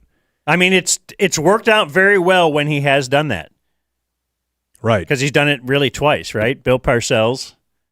For sure. And that then one, Mike McCarthy. McCarthy, I would say, worked out pretty well, too. To hire guys with skins on the wall to come in here and make the team better than it was. I don't know about the Both those Kalashaw guys thing. did that. 12 out of 14. I kind of think It's it's interesting. It is just we've had the trend the other way. And look, I watched the Rams-Panthers in a weird fashion because I started in the fourth quarter, and I'm like, oh, my, how is this close? This is close. And you go back and watch the start of the game. The Rams could get whatever throw they wanted in the first and last drive of the game. And in the middle, it was a little bit muddy, but that's because they were able to do that because Matthew Stafford is a God-tier level quarterback, and he's older than Dak. But watching him pick them apart, I mean, it's a thing of beauty. And maybe it was a closer game than it needed to be, but that guy, I don't know, I can root for him pretty easily. Yeah, that was the one quarterback making his first postseason start that actually went according to plan, right? Because Caleb Williams won. Has Trevor Lawrence been in the postseason before? Yeah. But Drake May hadn't. And Drake May hadn't, yeah. So That the 27-0 year. they went 2-1. They have a big lead over the Chargers and blew it, or the other way around. The Jacksonville? Jaguars? Yeah. Yeah, I think that's right. Did you say Drake May? Yeah. But then let's see here. I would say Packers Bears. I loved that football game for a lot of reasons. One of them is that Trayvon played one play and got trucked I saw that. in like a screener run fit, and That's even weirder than playing no plays. I agree. I agree. Where they're going to use you or not. And their cornerbacks were kind of crap, right? Yeah, Like they no, could have used something. very much so. And you've got the conversation around LaFleur and blown leads. They led by 10 in Cleveland, 13 in Dallas, 9 Denver, 10 in Chicago, 18 in Chicago, part 2. They won none of those games. There is speaking of cherry picking, Ed Werder will point out, like, hey, at least the Cowboys went 7-9-1 without Micah this season. The Packers went 0-5. I'm positive there's some sample noise in there, like games that didn't matter, etc. But, dude, that went about as well as it could have for a Cowboy fan. I didn't want to see the Packers go on a Super Bowl run in year 1 of having Micah. Like, that's what we were all worried about when that trade happened. Is like, they're just going to win. They're going to win the Super Bowl. And if he wasn't injured, we might still be saying that. for sure. And I don't want the guy to be injured. I love watching him play. You don't want Bosa to be injured because it makes the 49ers He's a first-team defensive line All-Pro trash. But then that got into the conversation about how Shanahan coaches handle leads. Did you see any of that? A little bit. The Shanahan coaching tree is susceptible to this? Yes. Now, obviously, Kyle Shanahan in 28-3 is going to be your big poster child. But I guess the argument is that you're so focused on the individual play and scheme answers and solving them in that play, and they always have the right play, that they're not CEO head coaches who are thinking about the whole game at any given time. Like when you go back to that 28-3 game that the Falcons lost, the argument is that Kyle Shanahan is trying to find a play every down that can work against that defense rather than thinking about calling plays in a sequence of trying to close this game out, maybe even if it's a suboptimal play, but it will help in the game. And, look, he was able to move on in what might have been the best coaching performance of his career yesterday. But had he not, people were ready to talk all about it because it happened to LaFleur. The Rams looked like they were going to blow a lead. These teams have done this quite a bit. You got to be good to get there, though. Yeah, that's part of it. The Rams almost pissed that game away. Ben Johnson does that, right? He calls plays too. Yeah, doesn't he? Yeah. Because I saw a cool video today showing their game-winning touchdown. Oh my gosh, yeah. Did you see that? Oh yeah. How it was kind of like he rope-a-doped Green Bay into it with, kind of a very similar, same formation a few times throughout the game, and had always run like a bunch screen there. And then the one time they needed it, they put in that formation again, and certainly Green Bay by now, they are absolutely sure that they're going to stop this screen. And was it DJ Moore who took off around it? And all three defenders were like charging in to make sure they could limit the yardage on the screen pass, and all of a sudden he's just absolutely wide open. Which, is masterful. I know it's what they're doing. Sometimes when you see a play and you're like, what are they doing that for? Spamming, it is to set something up, maybe for setting it up for 3 weeks in the future. But that's why you can't just run the flea flicker offense or no. And it feels weird to just be like knee padding the Bears offense because it is awesome to watch when it works, but I've also watched them play all year, and there are times, look, they had 6 points heading into the fourth quarter the other night, and some of it was just maddening misses from Caleb Williams or holding the ball too long. Well, I thought it was done going into halftime. I turned the TV off because I was watching it very closely. We all had Carolina. Blake had a triple play on Carolina. I knew that'd be big for picks. Excuse me, what am I talking about? I had Green Bay. Yeah. And I guess I just turned it off because I knew it was a win. And I didn't want to watch a boring second half of just manage the game football. And apparently that is what I missed. I just missed the I thought they would keep pouring it on. It was 21-3 at halftime. It was. Yeah, and the Bears had a number of fourth down decisions go not their way. Oh, they went for it on 4th and 4 from their own 32 with 5 minutes left in the second quarter. Yes. Like they're And they were not done. They went for a 4th and 4. That one might have been into enemy territory, but still, it was closing out the half. That's how they ended the half was we're driving, we went for a 4th and 4, didn't get it, and now you're going into the break. They're getting the ball coming out. And at that time, I'm like, this game is way over. Yeah. Except, even though I said that, if I check the group text, the Bears have been doing this all year. Yeah, that's why you think that has to run out, right? It'll definitely run out. But what I like about where the Bears are, first of all, I like that they're not the Packers. We have a friend who's into the Bears. I just like with Cleveland, I want the Bears. It's cool to me. The Bears are in a position where they can have some regression with regards to luck, close game outcomes, and still keep getting better because they're going to be better next year. You know what I mean? This is not like when the Chiefs had a crazy lucky year and were falling off. The Bears have had a crazy lucky year and finally have a quarterback and a coach that are probably going to be there together for the next 7 to 10 years. Yeah, I think that'd be exciting to be a Bears fan right now. So I have a Today in Twitter, Caleb Williams. I'll make it brought to us by Frankel & Frankel, just personal injury attorneys at 214 or 817, and then dial all threes. Just kind of remember, Frankel & Frankel, if you get in an accident and you need personal injury attorneys. So Today in Twitter, Caleb Williams version. Do you have it there, Clayton? He is quote tweeting Lil Wayne. Yeah. I won't read it.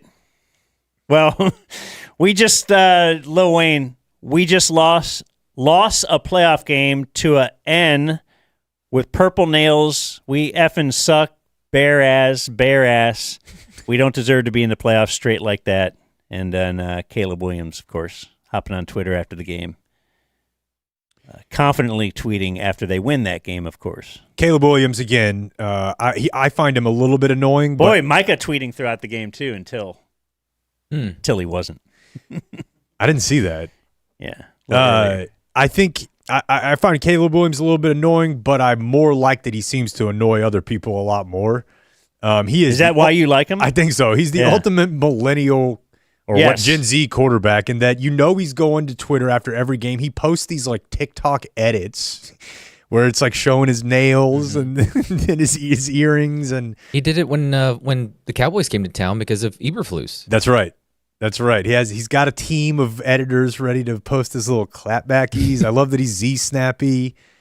And I love that in general, people are like, this cannot work. Like he's just, frankly, too gay to be a franchise quarterback is what they're all saying. Then he just does it his way. I love upset Packer fans. Ben Johnson is classless. Is he? That's what I'm now speaking as the upset Packer fan. Have you seen all of this? Tell me. The post-game handshake? People have gone through all of them. I mean, when he took the job, he said something about beating the Packers and LaFleur. Yeah, well. After each win, he slaps him on the back real hard. And so LaFleur had a guy protecting his back this game so he wouldn't do it. I missed that. I saw the post-game. And then he ran over to him like this, like, huh. Like just did a, No, that's weird. And then I love it, though. It's the post-game locker room speech, saw that. The first thing he said was F the Packers. We need this. I love it. Good. I mean, I've heard. Everybody's too much friends. Everybody's friends with everyone. Yeah. How about somebody hate each other? Like, I mean, look. Do you think Shoddy is going to hate any other head coach? No. No, but I remember we did You'd this. Be like, no, man, I love his family. There was what's going on with Dan Campbell and Ben Johnson. They were icy at the midfield or whatever. This is how it's supposed to be.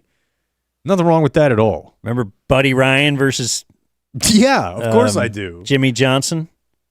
So I think I love that. There's absolutely a place for it in the NFL. The Packers have never run an offensive play with the lead in 3 games this year. That's a ridiculous statistic. And they're 2-1. That is insane. And that is why when I got up on Sunday morning and settled into my friggin' calf strain and fired up the NFL pregame shows. When I saw the headline from Schefter, or the segment, "What's new with Green Bay Packers coaching situation?" I was like, I'm sorry, what? And they're like, yeah, he's got a year left on his deal, and they have to decide whether or not they want to extend it. Oh, I thought it was up this. Okay, I guess that's what you They've do got to in decide. these, And I'm like, in these good worlds. God, this happened so fast. Yeah, It was how about halftime last Sirianni? night. Yeah. They're talking about running Sirianni right now. Yeah, and then, Can you fire a coach the year after he wins a Super Bowl and then goes to the playoffs again? They did. Peterson was pretty close. Yeah, that was it was close. They will, but you release a little contagion known as Harbaugh into the coaching search, and everyone's like, whoa. It's so funny, too. Everybody gets horny. Another Cowboy thing I've been thinking of, because Harbaugh and Jason Garrett signed at the exact same time to become head coach. Yeah. And so I remember when Jason Garrett left head coaching, he didn't get fired. His next contract ran out, as will happen here. Wasn't there a debate about him getting a head coach? Like, no, he's not going to get a head coaching job because he's shown how mid he is. And no other coach with that kind of a tenure would have ever accepted an offensive coordinator job, and he did. That was the moment. You had made a lot about that, and you were right. That was the moment it was over. What, of him ever being a head coach again? If once you take that coordinator and then job, don't do there's just well? Yeah. It wasn't like he was great at being a coordinator. No, that you can't do that. That's why McCarthy hasn't done it. But there's no way, yes, Jeff Fisher even though he's a mid head coach, but with that tenure, you don't take it. He's not going to ever be a coordinator again.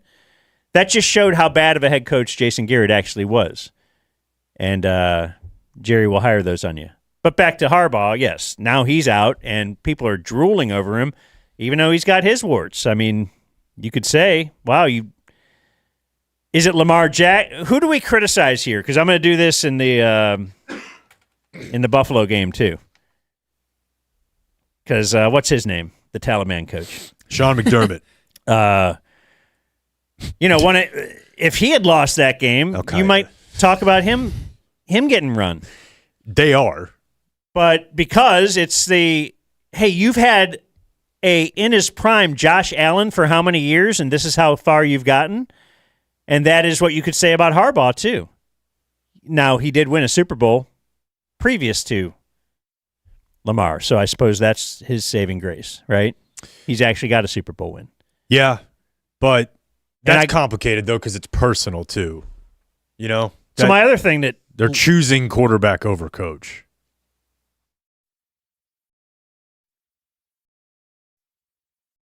Let's see, what's the name? McDermott? Yeah. Because I got something else with that. Let's do a quick Fairlease mention, though. Fairlease.org is our car dealer. Where are they located? Everywhere. The cloud. Frankly, nowhere if they don't want to be. They could get in and out. You could have gone to Jake's kid's birthday party and Fairlease.org at the same time. Yeah, you could have done is you could have had your car delivered to the birthday party and then just been really putting it in everybody's face. Would have been weird, but hey, Nora, what was your best present? Oh, really? Look, I got a vehicle right here. Yeah. Big red bow on it. It's a 4Runner. Yeah. It's new. Fairlease.org. Click request a quote and then select the Dumb Zone on the How Did You Hear About Us page that pops up. They'll walk you through this. They'll hold your hand. They work with the credit union in Texas. All you need to know is that for you is you're going to get a better rate. They're cutting out of a middleman or woman. What about the middle women, folks? You never really hear about them. Fairlease.org. Tell them the Dumb Zone sent you, and they will hook you up. It's about with cutting them out, too, though. Lease. It is.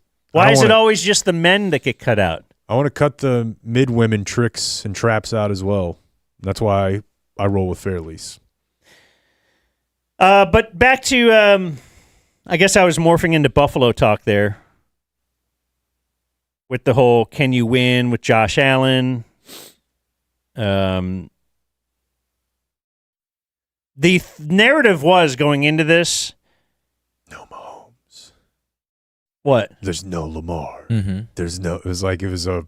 That was the narrative entering the Prophecy playoffs, yes. decreed. But then the narrative going into this game, because, you look around, most people were picking Jacksonville to win this game just based on they are a better team.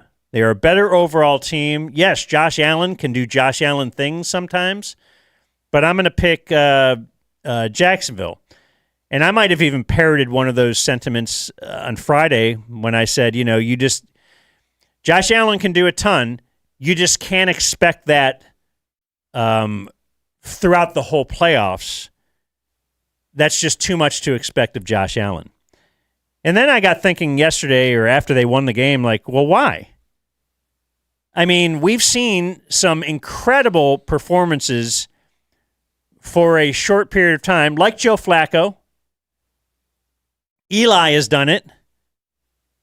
Maybe not to the extent that Josh Allen has to, because Josh Allen also is like a top running threat, and he does everything. But why aren't we betting on Josh Allen? It is probably the time. He probably is very conscious of the fact that there's no Lamar. Yeah. There's no Mahomes. And maybe conscious of the fact that if he doesn't do it this year, that'll be the big narrative. Like, boy, dude, you had your chance. Would you lose to Bo Nix? And he plays in Buffalo. So there's already just this whole thing set against I jokingly was like, F them, you should feel bad for them if they lose. But he's very aware of it. Yeah, they got to live there all the time. Exactly. If you're Baltimore of whenever, 03 or Flacco's year, or you're, the Giants with Eli Manning, I think I would actually rather be Buffalo with Josh Allen, because in those situations, you need something to come together and get hot for a few games. And a lot of times defenses have a hard time sustaining that week to week to week to week, like the Giants did or the Ravens did. And they just needed their quarterback to sort of go along for the ride, like Flacco or Eli did. But in this construction of a roster, the thing you need is the most important thing. The thing you need to be supernova hot is the thing that week to week to week to week is the most consistent. And that's elite quarterback play once you get one. Defenses take weeks off. Running backs get stuffed.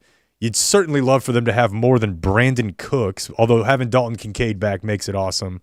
How about Brandon Cooks? There he is. Cookie! He wasn't even on a roster this year, right? Not until, yeah, I don't believe so, no. Boy, him making a play, and then former Cowboy linebacker Eric Kendricks making a play. Yeah. They're everywhere, Blake. Yep.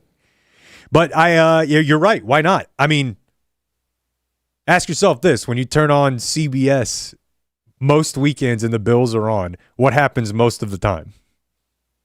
It's mostly you're like, holy shit, I cannot believe he just did that. It's not more often than not, that is the most, it seems like the most consistent thing in the NFL right now is that guy doing something that gives me goosebumps, dude. They should have blown that play dead, but if they're not going to, that will go down as one of my favorite football plays of all time, dude. And a 10-yard push that ended the game. And you're right. Unfortunately, with most of these plays, we have Romo in the background of it. Oh, yeah. So that was a big topic. I didn't cut audio, but Drop Beth sent a few things I went through. So I think one of these is the 10-yard push. So the theme here is that this is the play that will define the whole game. Minute and 16, season on the line. Jacksonville, incredible season. And they are for real. They can go a long way. Buffalo, we know, has been there before. Comes down to this. Will they go to Josh Allen's legs here? So it all comes down to this. That is the theme. It all comes down to this play. 4th and inches. Definitely This is third down. Third. going to have the ball in his hands. I can promise you. Okay, that's also a dumb point. He's by definition, my kids know that part. Like a lot of teams, they force the ball out of their quarterback's hands this when guy, it comes to Tony Direct Romo snap. has now guaranteed that the pitcher will be the one to throw the ball on this play. You know what? They're Hey. not putting it into Semion's hands this time. And I know this is the playoffs. We got a lot of new viewers. The cornerbacks are going to touch the ball every single play, especially with this Bills team. Like here, I think it's going to have the ball in his hand. Okay, that one. Let go to Josh Allen's legs here. He's definitely going to have the ball in his hands. I can promise you. Everybody knows. And it's cover zero. Looks like one-on-one. Do they have some play? Shakir wiggles. He's pushed back. And we're going to have, the spot was generous. Okay, they don't get that first down. So, of course, we jump ahead a little bit. Right there, you got to get That's to the 10. End. He's short. He's 2/3 of a yard short. You're going to have fourth down coming up. Yep, season comes down to this play. Wait! I thought you just said it all came down to the last play. It does. This will be fourth down and then Nance is going to mess something up here. Joe Brady right now. What are you thinking? Do you go for something no one expects? Do you go with the push-tush? Push-tush. Go with the man who... Okay, I think it ends up going 10 yards, right? But so it all came down to that play. But then it all came down to that play. And then... Two quarterbacks, good numbers. 2 touchdowns for Josh Allen, 3 for Trevor Lawrence. Guess what? It all comes down to this. I knew you were going to say that. Now he knows. Here we go, Joe. He's a caricature of himself. Yeah. He's realizing in Right. real time that he's an idiot, and then he's going to do the "Here we go, Jim," because that became a meme at one point, and He's now just a soundboard. He's an inco. Yeah, you he's- just fire. Do the here we go one. Here we go. And then and now it's just generic talk. He's. It seems the rest of the world is kind of catching up on the thought that Romo has fallen off a cliff, and Yeah, I saw the some. most popular people right now are like J.J. Watt and Greg Olson, like the next guys. Who, by chance, also both appear on the Barstool Wake Up Fox Morning Show, and I saw some. They have Greg Olson on Monday mornings, and I saw Portnoy just being like, "I think you're the best in the game right now." Some of the people doing your job show up sounding like they're on drugs. There was a guy calling the CBS game, and it just puts Greg Olson in the weirdest position. Yeah. Because those guys are telling him what people are saying. Right. We don't bring Ted Emmerich in and go, yeah, we make fun of Brad Sham here. So, Guys, listeners, that's you can not follow what along. You can see how we place this stuff. Yeah. Listen, we spent how many years talking about Ed Hockley's body? A lot of years. It's what did you come to know about him as you were Ed Hercules? My dad loves that. Ed Hercules. They got Ed Hercules' son out there. So I think it's only fair for me to comment on Sarah Walsh's ass every single time she calls a game because the NFL has a referee with a giant ass. And she's on Brad Allen's crew. And I just think if we're going to talk about Ed Hockley's biceps, It's only fair. there's like a Twitter account for Ed Hockley's biceps. Why not one for Sarah Walsh's behind? So she would be the only non-mic'd up ref, though, that you're highlighting. That is admittedly a flaw in this. Yeah. Because I'm kind of having to seek her out. Although she does an emphatic, like Angel Hernandez style possession. Sometimes you got to overdo it when you're breaking the glass ceiling. That's a real thing, Yeah, for sure. And for real. when she comes into a fumble, she gets aggressive. So she was on the Jacksonville game? Yeah. I wasn't I guess I don't have that camera on No, you can, yeah, it's a little on my thing. Ref Plus. Post game though, there was a whole controversy. We should break. Because I want to spend a lot of time on this. Is that okay? That is definitely okay. The Dumb Zone. Flooring Direct, I'm Rick Renner. Often other flooring companies quote you low to just get the job. And then when they tear up your floor when you're most vulnerable, that's when they start asking for more money. We don't do that at Flooring Direct. No surprises. We know what it takes to have a perfect installation. That's why we're the highest rated company in your community for decades and running. Go to flooringdirect.dfw.com. Our pros are the nicest. We've got the best prices at Flooring Direct.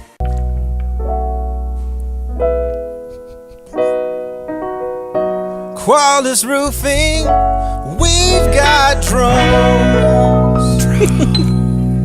Boy, they do. And they're going to take those drones, fly them up top, and get a good look at that roof and inspect it. They will. I never knew that until you told me last week. The whole lead up. I was last week years old when you told me that Qualys Roofing has drones. But yes, apparently the insurance companies recommend you get your roof inspected twice a year. I think that's a little ridiculous. Let's at least make it once, though. But the drone makes sense now, though. Because you don't, I mean, if you're going to be going up there, once, twice a year? Yeah. You're going to need a drone for that. QualisGC.com. They're great. They're great with listeners of our show. We've had, tons of people just come up to us and tell us how awesome the experience was with Qualys. I don't have to have anybody to tell me how awesome my experience was. They put a new roof on my house. I wasn't sure if I needed one. I knew that we haven't had a new roof in over a decade. And they went up there, inspected it, and they're like, yeah, you got a lot of hail damage here, man. So we'll take care of it. They took care of everything. They dealt with the insurance company for us. I didn't have to do all the calls on that end, and all we paid is the deductible. So Qualys Roofing, go to QualisGC.com. Do they have a number? They do. The phone number is 817-500-9008. And all of those are interesting copy points. But there's one final one. That's where he was leading you guys in it. It doesn't matter. Qualys Roofing, we've got drones. Magnificent. You know, all these places want your birthday to give you free stuff on your birthday. Space them out. What are you gonna do? Eat 12 meals, the free My meal? birthday, Even if they give you the whole month, that's a lot of pressure. My birthday, May 15th to this place, June 15th. That place, July 15th. That place, August 15th. Because then I get one free thing a month. I mean, I'm just in the dojo learning, bro. Oh yeah, no, I'm in awe. Yeah. Trident Access Services, I had garage door bad. But after just one email wrote, could I call your dad? Had a brand new door put in just a single day. Trident Access Services, holy crap, hooray. Give up. Door was sad and sucky, flaccid at its best. But Jeremy and the fellas said, just put your fear to rest. If you need some help like me, just call the boys today. Trident Access Services, holy crap, hooray. Yeah, the website is txtrident.com. Hit up Jeremy at 817-512-1212. And we learned through Grady that if you're a listener, you get 10% off. Our main goal at Game Day Men's Health is to have each man feel his absolute best. You're not just a number. We care about each person. We want you to come in. We want you to optimize your testosterone. We want you to live your dream. Anything? See, the rings are a lot harder than people think. He's gonna be ripped and he doesn't have to go through the contact of football. Yeah, it totally makes sense, man. It's so great that you're showing me pictures of your family. This is all I ever wanted, over the years we've worked together. Sometimes the work gets in the way, there's a little distance or a lot of distance, and now we're just here having chips, being friends, and enjoying each other's company, man. Or brothers. It feels like we're brothers, or you're even a father figure I never had. And actually, if you're cool with it, I'd love for you to be my grandpa. Are you serious? Yeah. I love that, man. Blake's grandpa, man. This is great. Everything's perfect Feels now. right. Feels yeah. right. Anything? What is this? The opening ceremony of the Butt Buddy Olympics or something? Wait, what's he doing here? Well, my dream is to make fun of your dream. And I couldn't have imagined to be this good. Yeah, he's got a point. What? He's got a point. Whose side are you on? Grandpa Jake. Blake's grandpa. That was your dream. Now we're in his dream. Game Day Men's Health. Live your dreams. Most of them. Why should people watch DZTV? It's on. It's on. It's on every night. It'll make you feel better about yourself. Stock tips, medical advice, what to do when your wife goes to book club. The meaning of life. So I can keep my job? DZTV. Weeknights at 9. On More 27. Deep. Thoughtful. Meh. You're familiar with Community Mechanical? That's my HVAC company. Travis was just over my house installing something. I just let him in because, he's a great dude. Yeah. You've met him? Yes. Travis awesome, Gafford? Awesome guy.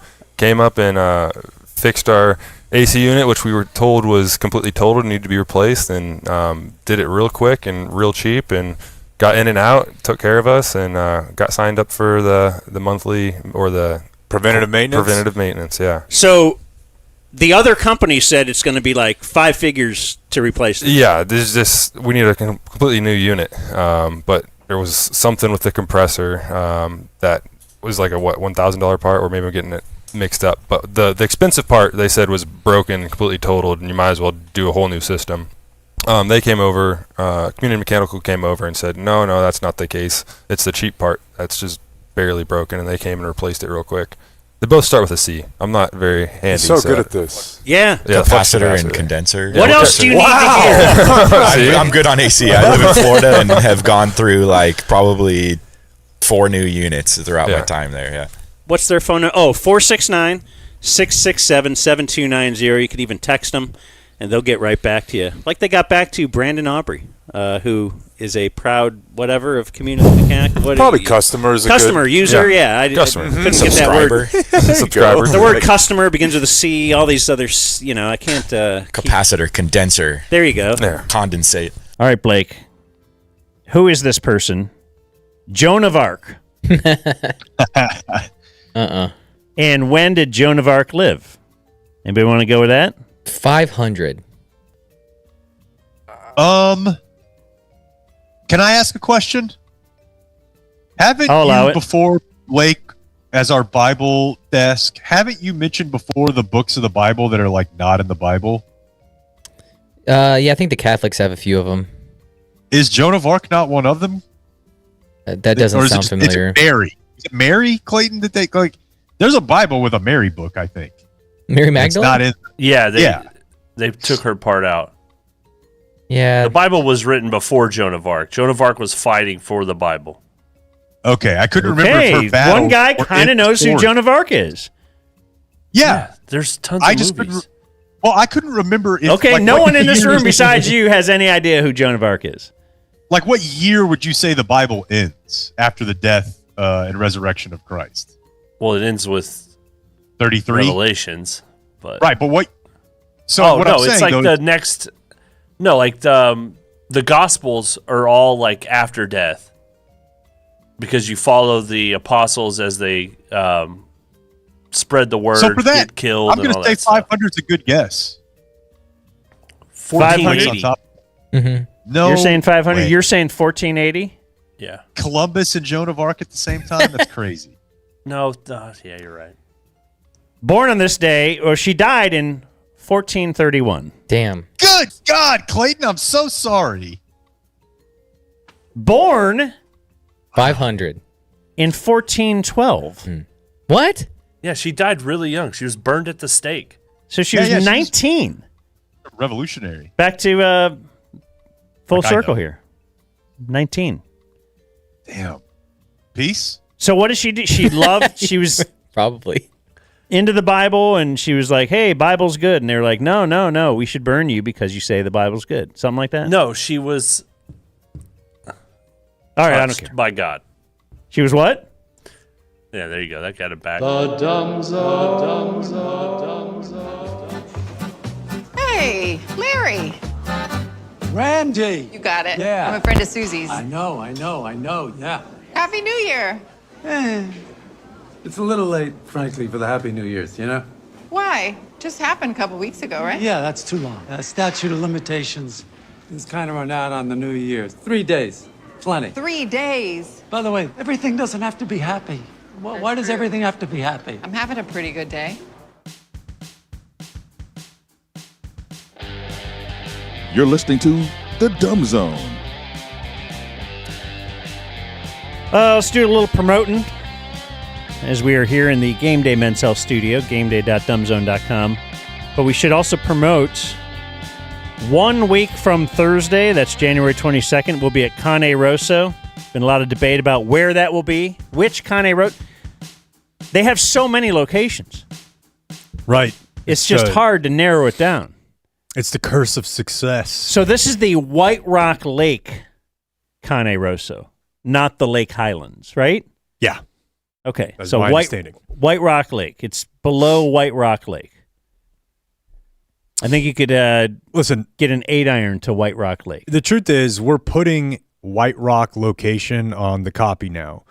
But from jump, it should have just said the easiest one for Julie because we left it up to her and it ended up at the one 2 blocks from her house. Okay, so we're doing like a monthly Cane Rosso thing here. Yeah. And so when we said, Blake, you pick Cane Rosso, he picked Saxy. Mm-hmm. Where he can hit an 8-iron to there. And now we say, Julie, you pick. So they're not they're not thinking about the listener. Or Cane Rosso. Or Cane Rosso. They're just thinking about themselves. Yep, I actually go to the remote. That's why I wanted to buy my house. Damn. I think you're confusing That little shot? people. Julie will be there. I know. Oh, this time? Sarah Anyway, Thomas. It's a 2 weeks, or no, one week from this Thursday. But to correct myself, it is 2 weeks from last Thursday. So if you base everything in your life on last Thursday, like I do, My head hurts. it's Cane Rosso. And more importantly, Where we'll have it's pizza. not Sarah Walsh with a fat ass. No comment. She's a colleague. It's Sarah Thomas, who is the fat-bottomed official. Sarah Thomas. And you're saying that with affection. You're not saying that as derogatory, like absolutely not. Maybe someone like me might. No, she's. You're saying this is a perfect. I would size of a if backside. If Sarah Thomas wanted to get together and do a run 10 seconds off me, I'd let her. Little 10-second run off action. Hey-o. Back to the NFL. Before we do that, I just want to hit that remote, but oh yeah, good I want call. to talk Harry's razors. Got a nice Harry's razor shave today. Wow. I did this last night. Wow. Did I tell you about using the Harry's on the head? It's like spreading butter. It's incredible. It's like, seriously, because I had the old Bic or Gillette. I can't remember what I had. I had an old, 2 or 3 bladed razor. This Harry's thing, though, just, you don't even feel it. It's just totally smooth. It's smoother, closer than I've ever had before.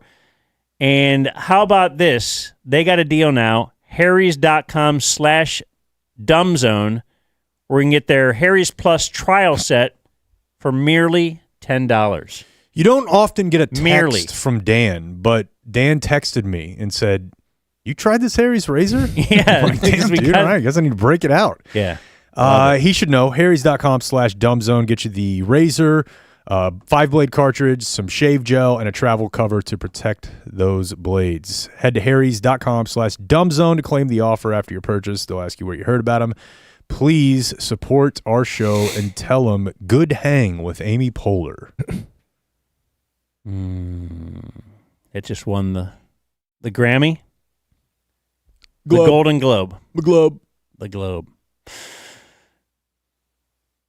So after the Jacksonville game, Liam Cohen doing his post-game press conference, and this became very viral. This became somewhat controversial. Maybe hey, is this proper etiquette discussion?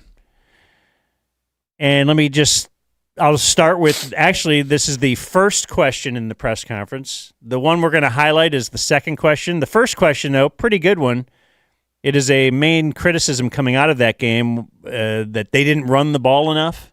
Yeah, that appeared man. to be their great strength. And some were saying Liam Cohen got cute, as your offensive geniuses will sometimes. And anyway, that's the first question. We're going to pay attention to the second one, but just so you feel the vibe of you're in a press conference here. Hey, Liam, just on the run game, it seemed like you guys got away from it a little bit in the first half. Just what kind of happened there, and what sort of transpired for you to pass the ball more in the second half? Not really sure exactly what you mean, but just called the game like the way I always call the game. How you doing today? Lynn Jones, Jacksonville Free Press News. I just want to tell you congratulations on your success, young man. Thank you. You hold your head up, all right? You guys have had a most magnificent season. Thank And you did a great job out there today. Appreciate so you it. just hold your head up, okay? Thank and you, ladies ma'am. and gentlemen, Duval, you the one, all Thank right? you, ma'am. keep it going. We got another season, okay? I appreciate Take it. care and much continued success to you and the entire team. Thank you, ma'am. Liam, obviously, emotional way to end the season. How much time does it really take for you guys to kind of process this and say, okay, where do we have to go from here now? Question attached to that announcement. One for Blake. Norm at the draft. So obviously that's going to go viral. Yeah. But why? Is it cute? Is it charming? Is it, oh, I love that? Or is it, what are we doing here? There's guys with deadlines. They've got to write a story. Somebody else could have used that exemption. Yeah, it's this puts me in a spin cycle, man. I don't even, because I think right there on the Dumb Zone's mantle, it's the media takes itself way too seriously. A lot of people think that they're out there saving lives, and when they call football games, they act like it. And that's very, very off-putting. At the same time, this is a job, and they have people that go to it to ask questions. And those people getting mad, I usually like when they're mad, but now they're mad, and I'm like, okay, so. But I also don't like this. No, it's a horrible bit, and I don't care that she it sounds writes- like his mom. Obviously, so let's brass tacks cards on the table thing. Obviously, there's a race thing involved here for a couple reasons. One, you come to find out she is the editor for basically a black paper in Jacksonville. Every city still has those, right? From a black perspective, black voices. They don't get their proper shine a lot of times in the mainstream media, and usually there's a radio station, newspaper that covers black issues. And so that's who she's speaking for. So I see a lot of people saying, well, if that's who she's credentialed for, and the people who read her and her paper don't really care to ask a question about why did you get away from the inside zone in the second half, and she's just there as their voice, and that's what they want to say, then say it. Are we allowed to make that large of a generalization that we're positive all your listeners want this? Or all your readers want? We're not, but it seems like, in defending her, people are, and it's oftentimes, black media members doing so. But here's the thing. If you wanted to start, what were we talking about recently where there was something that was just a holdover of the way we used to do it? And how much of life is just that? There's a great book, a quick book called Cows, Pigs, Wars, and Witches that you'll hear me reference from time to time. And it's about a lot of like religious and societal customs where, hey, these people in 2025 don't eat meat on this day, or they don't eat this type of meat. But the reason they started not eating that type of meat is because they couldn't refrigerate it. Yes, it was no. Yes, it had nothing to do Catholics, with doctrine. Fish, it was Catholics not eating meat. Yeah. So, how much of the way that what's it called? Cows, Pigs, Wars, and Witches. I think it's right. quick. And it's not like disrespecting religion. It's just saying a lot of these things that we do because that's the way we used to do it. And we had to do it at that time. Well, at some point in time, the games weren't even on TV. So having the people somebody at the there, time lied to us. The priest or whoever said, this is because God has decreed, never on a Friday shall you. I don't know if they lie as much as they just hope you don't ask any questions. Yeah, which is their whole bit. Right. Yeah. Don't question. So faith. in this case, I'm not saying we don't need postgame. I'm saying I'm down for a full reimagination of what this entire model looks like. But the postgame press Shadi will be on conference board with that. Comes from a time where the games were not on TV. So we had to have people go ask questions to tell the story of the game. Okay. Maybe it was on radio and you could add some context, but nobody was able to go see the rowing. 80,000 people would go see a college rowing thing. Nobody else saw that. But millions of people were interested in USC versus Washington rowing. So we had a few guys there to ask questions and tell you what happened. Now we don't need that. Personally, I think what we do, what the ticket does, what Barstool does would survive because there's a place for it. And the you're creating a vibe and a relationship and helping people pass the time. It's not, the entire product is not derivative. We may bust out a fake commercial on you. But if you're a reporter, your whole job is derivative. It is from that source material. Do we still need them there? Probably not. But they are there. So now we have this weird thing where we're trying to protect something in the way that it's done that we don't even really need anymore. And so this lady gets involved. And there's where race is also a big factor. There's literally one type of person in American society that could do this and have Adam Schefter be like, awesome, and it's an old black lady. Imagine for 1 second that was after the Cowboys got bounced from the playoffs. And here comes from 105.3 The Fan, ear-eating Zach. And he's like, Coach, I just want to tell you, hold your head up high. It was a great season. It was a lot better than we thought it'd be. People would be like, what the fuck are you doing? Some bearded white guy? If he just tried to do that, everybody would be like, you're a clown. There's no way McAfee would be rallying to Zach Wolchuk's defense if he broke off a 60-second piece to be like, hey, you know, my listeners actually are Cowboy fans, so I just want to tell you I was really impressed with what you got. People would yell at him. But because it's this lady, everybody's got to do, I don't know, that's kind of sweet. I mean, she wore her hat in and everything. Well, you flip it around. Remember the guy that did heart hands at Caitlin Clark got fired. Creep. Yeah. Greg, and that guy was a creep. That was the problem. Well, sure, but they certainly used it to Greg Doyle. But that's what I'm saying, dude. This is just a. So if this lady did hard hands at Taylor Swift, it would just Schefter would do the same thing. It'd be golden. Yes. So once again, you're saying the white male gets the shaft. Of course. We can't do anything. And we shouldn't. No, but you really don't need somebody just telling another adult human congrats. Yeah, that's the weirdest shit. Like, nobody walks around doing that. And then I saw McAfee this morning trying to ride the, like, oh, this, these media people, they don't even like sports. That's why our show's like shining through because we're just guys who actually love sports and everyone in the media has a stick in their ass. And I'm like, I want to be on that side. And like, you go, girl. Okay, well, then let's just do all the press conferences this way. Trust me, I'm down. You're not. Neither is your network. Neither are the teams. You think the teams want that? Okay, let's just get 12 people in here.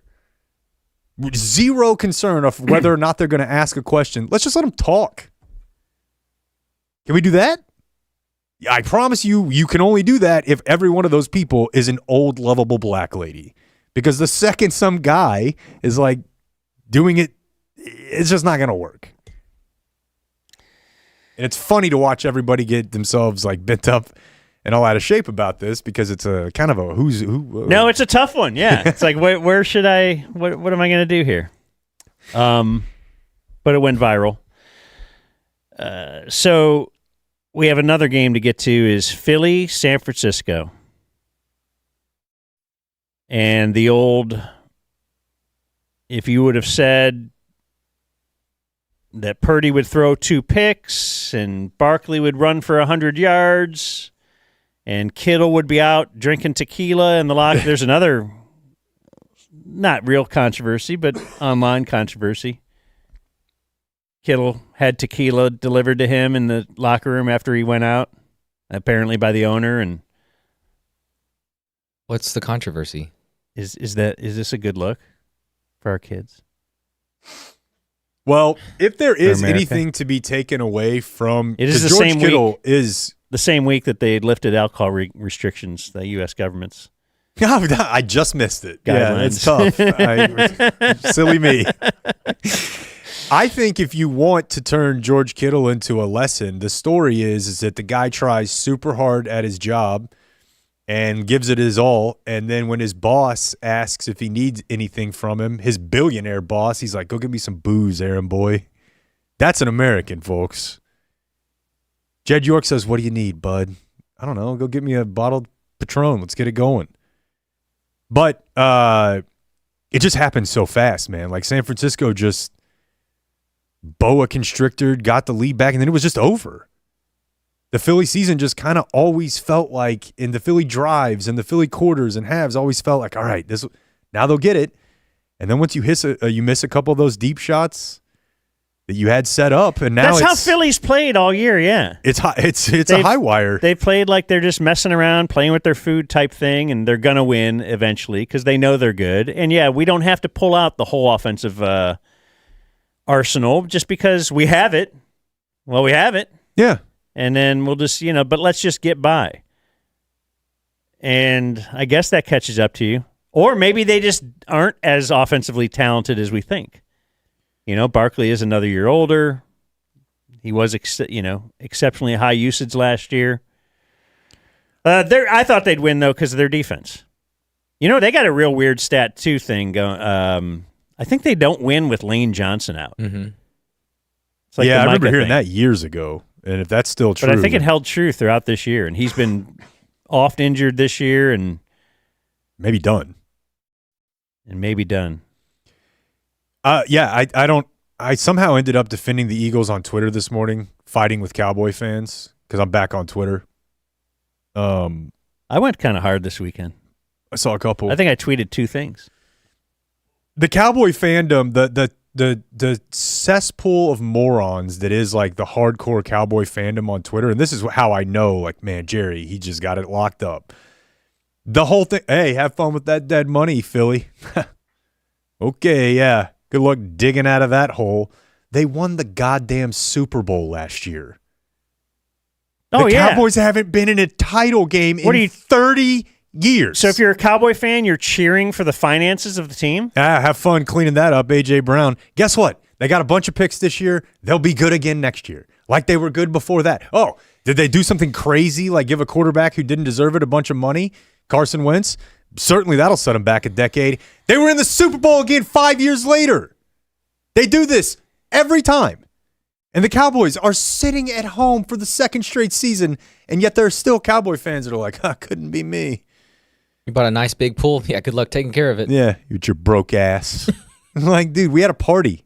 I had a threesome.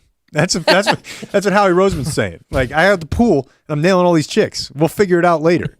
And they still have I don't know. I'd love that defense next year.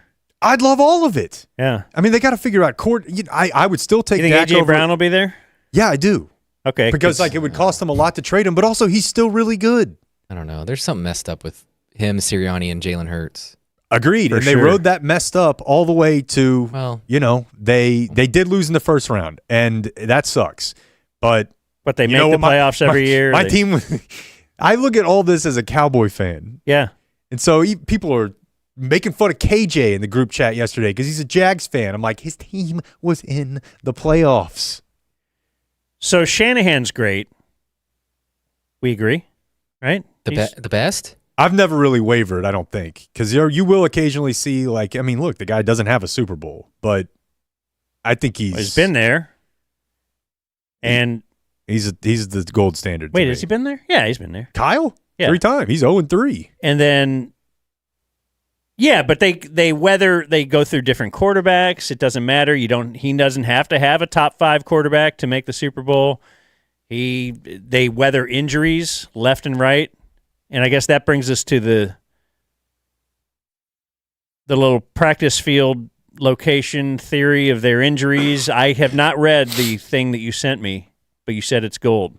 Well, I don't know that it would really help you all that much if you did, because it's written in while it is in layman's terms, we are not people who understand non-thermal biology and low-frequency AC magnetic fields. But there is a guy on Substack, and this is what he writes about, EMF exposure.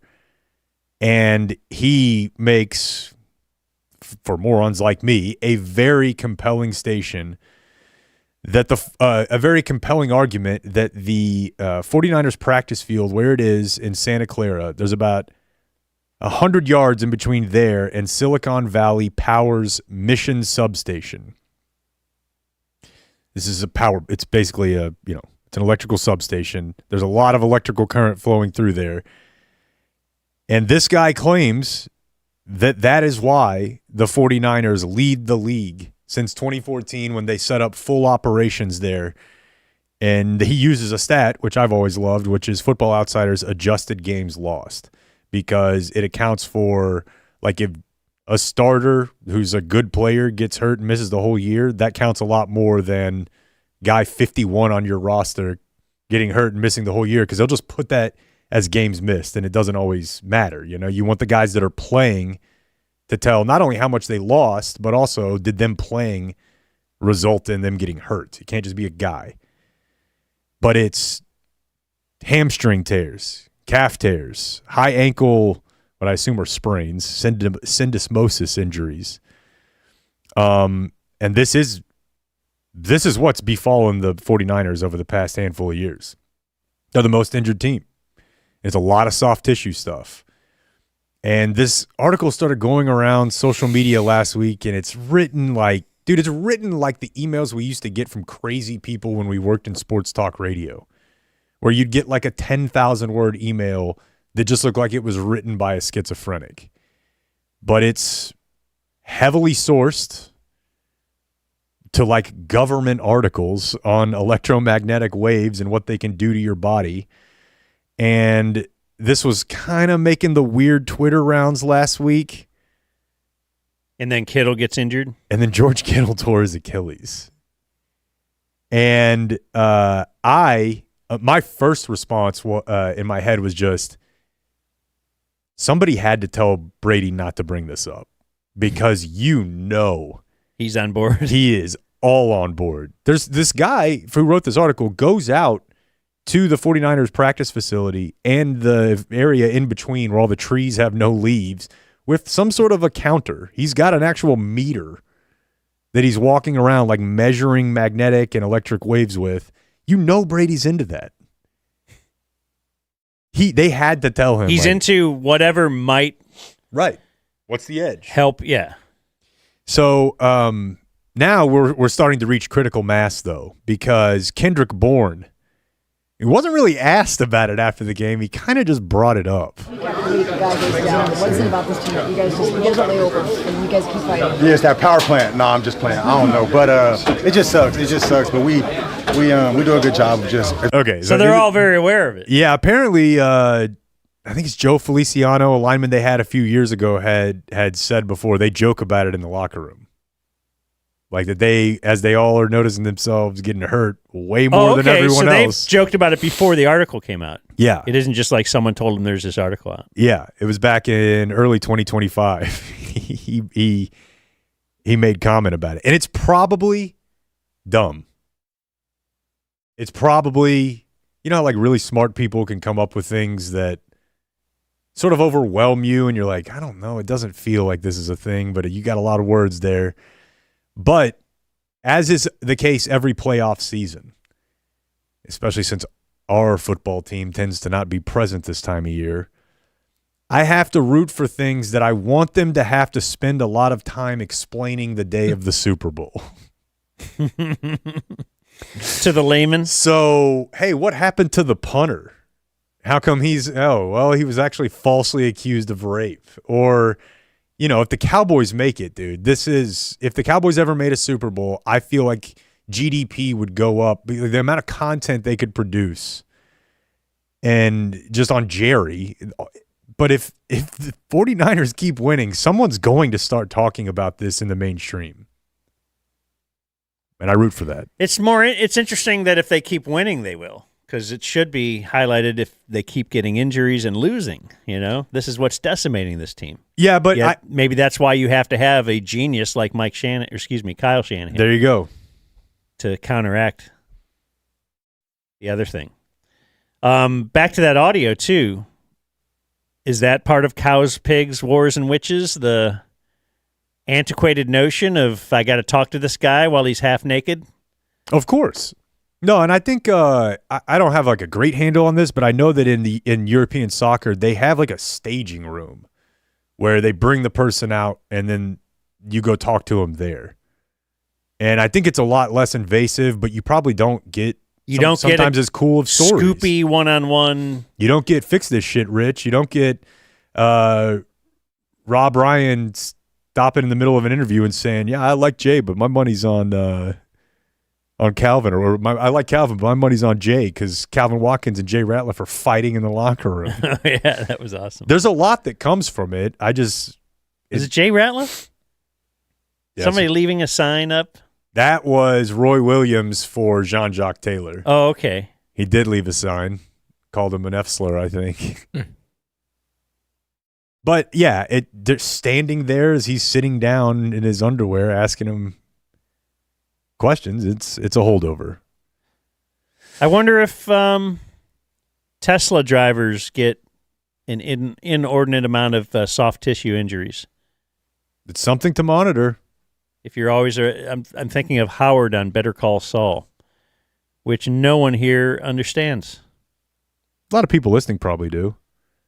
We did have it confirmed leading up to the game that Cooper DeJean is dating like a 43-year-old wrestler. So just retire the guy's number now. You thought he was your hero before? I can't. I've never loved a kid more in my life. It's too good. Let's do the news. Brought to us by Poncho. Oh, hey now. What can you tell me about Poncho? I'm a big fan. I have a couple of Poncho short sleeves. I know Blake went with the long sleeve, but you wear them to the Cowboy games, right? They're really great under a suit jacket. I thought they were like an outdoor That's shirt. ill-fitting. You can fish in them. You can. Is that the big selling point? You could wear this shirt anywhere. I think you can do a lot of things in these shirts. You can. It kind of feels like the shirt I was waiting for my whole life. Because you have quite a statement. All the other shirts, you got to iron them, and they're like crispy, and they show my sweat, and just in general, it sucks. But if they make shirts that, have the softness, the stretchiness, little SPF 50 built in there, so you're covered from a sun blocking standpoint, ponchooutdoors.com/dumbzone. Get you $10 off and free shipping. Tell them that the Dumb Zone sent you. If you are not familiar with these, you see them everywhere now. Like, these are the wave. You got solids options. You've got the camo if you want to spice it up a little bit. Like I know Dan loves to do. ponchooutdoors.com/dumbzone. $10 off and free shipping. Go shop the whole catalog there for you. Poncho. That camo will help you steal valor and park wherever you want. Here's Jake with the Dumb Zone News. All right. Let's see here. I want to get to a little bit of Golden Globes audio, but we have a little bit more details.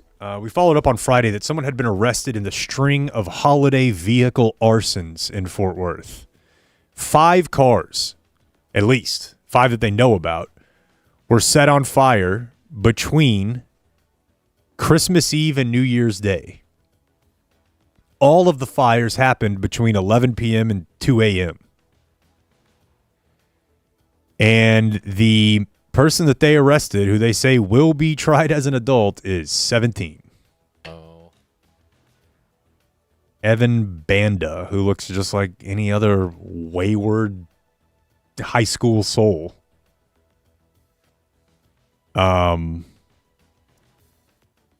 Here's the thing, though. As I was preparing to fight for Mr. Banda, I'd love to know about this little tack-on charge here. He's being charged with 5 counts of arson, 1 count of terrorism, terroristic threat. What are they, just piling on? Feels like... And possession of child pornography. Oh, no. You absolutely should have left that stuff at home before you went serially arsoning. What are they doing? If you have a photo, does he open his wallet? If you have a hobby like that, maybe you should lay low and not be setting cars on fire. You would think, although there may be some level of just that's what you love, the juice, the fear of being caught. There's also this child porn thing's been too easy. Also, I do want to say, hey, I mean, this is an IRL crime, Like, you're walking up, setting a car on fire. 17? But can I say this, though? Without the details, I feel like there's a chance that this dude was a suspect for these arsons. They got a warrant. Arsons does not sound Right. Is No. it a suspect for these Arson. arsons? Singular. And then they got a warrant, and maybe they got his phone, or maybe they got his computer, and he's got like a girlfriend. Are we talking? Yes. Is it a 16-year-old girl or something? Right. And they're like, dude, you're burning cars down. We're about to press you. We're gonna figure something out. Yeah, but if you are a child, also, I think it's still illegal.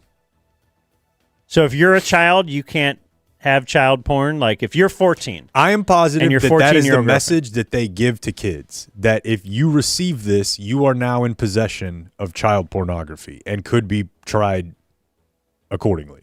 so if you're both 15, you're both 16, let's say, that's probably more realistic. But who knows?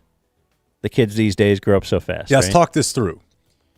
And you got a naked picture of your girl who sent it, who she texted it to you, And her dad finds out about that. or just that you then get busted for something else. But my point is, if I want to introduce You the just dad want to of the have some female fun. because You want he's to going burn some cars.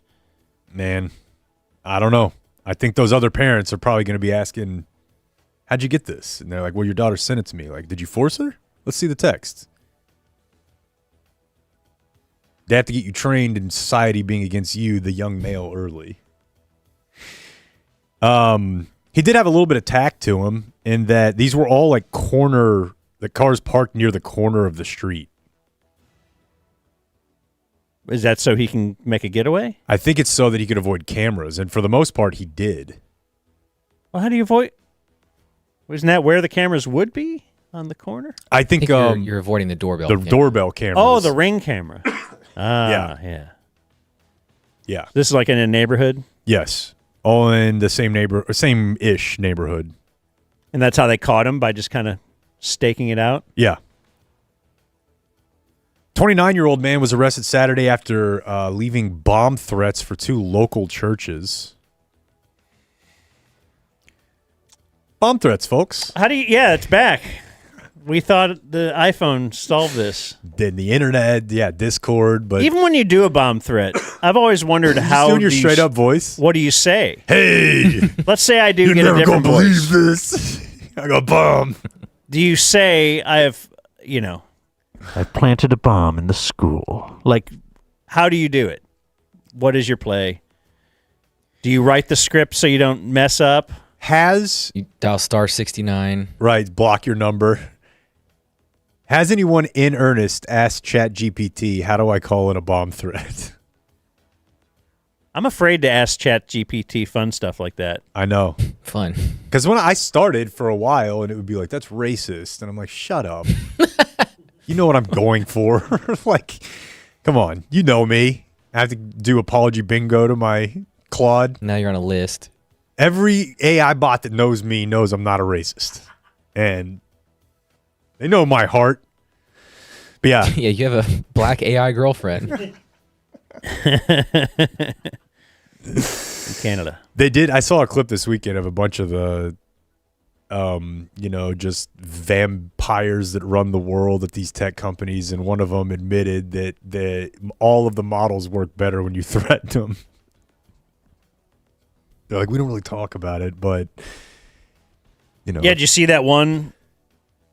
Did you say last week that it was debunked, the whole Uber driver thing? Yeah. I Uber guess. Eats? But like the guys who make the chatbots, Dan, like the guy from Open Source AI, he was saying, if you tell it you're going to kidnap it, it'll give you a better answer. Like, oh, all right. I feel like we need that.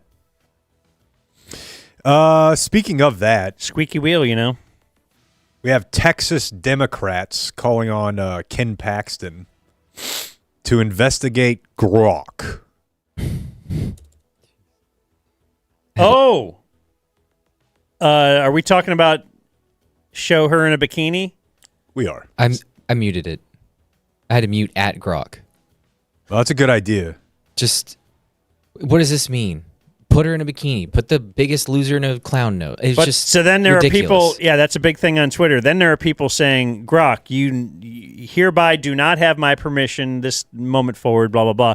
But then you got other ladies who are putting their own picture up there saying, "Put this in a bikini." You know, it's all and I was wondering, should we do like a dumb zone thing? Because I know you will take care of the trend. You will do the trend on our Twitter. So I found an old picture of Blake, but I didn't want to ask bikini. I just wanted to ask it to put you in like a blue shirt or just something stupid. But I didn't do it. But you haven't taken advantage of this yet? No. For our Twitter feed? Because you like to do the trends. I know. It's fun. Some of them. There's a new one where it's like a picture of people and it says like remove the most problematic. So I'd like to put a picture of the Cowboys press conference and have Gronk remove the person most responsible for the Cowboys' losses this season. Okay. So you got Disney Jerry Sports. and Steven and Shoddy sitting there? It's just empty. Yeah, it's like a big... I thought you were going to do remove... They'll show like Trump and Clinton or something and remove the pedophile or remove the war criminal dude. or whatever. That's so funny. I think they remove the problematic one for us, and then it's just a blank photo of the back wall of the studio. Actually, that's not funny at all. But I do think that it's not a tough place for Ken Paxton. I mean, I don't really care, but he's kind of like the tough on Silicon Valley guy. You know, he was the one trying to get age verification for Instagram and for TikTok and to get it out of Chinese hands. And so now he's got to be like, how are we not going to go after Grok? Correct. Yeah, it's a tough one. I'm sure they'll have a lot of trouble with that.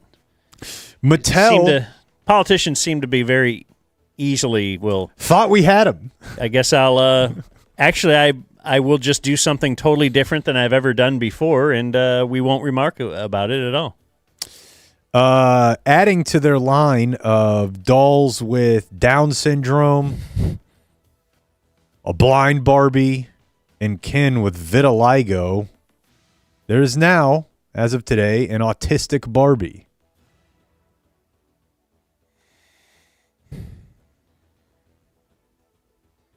It took over 18 months to develop.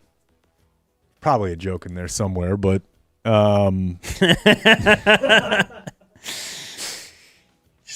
yeah, it's an interesting one though. Kept because trying to improve it. What do autism mean? Certainly is the word spectrum is used for a reason. I read an article over the break that's like, actually, we've broken it. We think we have 4 types now. We broke it down. It's not just a spectrum. We can speak to this. And I'm like, okay, I have an autistic daughter. Goes to all sorts of therapy. Let's see what we got. And then the 4 are like severe, less severe, moderate, not severe at all. I'm like, this is just a spectrum. That didn't help you at all. All you did was stratify this into 4. But because of that, unlike with blind Barbie, it makes it a little bit tough to nail. No pun intended. Like, it's tough to just clock the autism Barbie because autism means a lot of different things to a lot of different people. The eyes of the new Barbie shift slightly side to side to represent how some people with autism avoid eye contact. I thought they just used the old. They had a Dustin Hoffman doll that they didn't sell very well and put a little wig on it. Right. That's now. It was. That's actually It was why the Rain Man Mattel is doll. up in Q4, is that they had this inventory of Rain Man Barbies that weren't Yeah. selling. They thought that was going to be the new hit for Christmas this year, and it never took off. Don't you mean Tom Cruise in that movie? Ooh, yeah.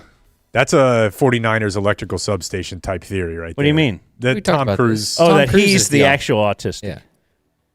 Well, and that's another thing. Like, I guess back in my day or growing up, it would be like, yes, what is autism? I don't even know. Oh, it's this guy like Rain, the Rain Man, just real out there. Now my daughters tell me I'm autistic Because you are. Oh, well, I mean, because I keep things organized. Nah, and I don't mean but to it may be, but it's kind of to me like Brunig will talk about his childhood. And he now, he is very autistic, I suppose. But it's also served him well, I feel like, in many cases. And his mom, he's talked about how his mom, like the school officials said, this kid, he's got this, and she would not that she wouldn't acknowledge it, but she wouldn't put him into any special classes or anything because she didn't want to label him as, you're now this outlier that you can live in society and be this person. You're just different than other people, and everybody's different. So, would Brunig have been cool, a doll that fidgets with their hands? No, I think I was about to say I don't think that ever matters to anyone, but I do wonder that would it matter to an autistic kid? I wonder. Is an autistic kid aware that there's no representation of them? Because the doll's it's made to stem. It says it has articulated elbows and wrists to do stemming and hand flapping. And I wonder if my daughter would recognize this doll's doing what I do. But it's hard for me to even know if she's doing But then if you buy that doll, it says autistic Barbie. Yeah. Then it's why are you giving me this doll? Right. Because the Barbie's like you. What about when they do the type 1 diabetes? Because kids, I guess that's the not fat one. So that maybe this is anecdotal, but I feel like kids want to just be normal. They want to be thought of as. They don't want to highlight any of their differences.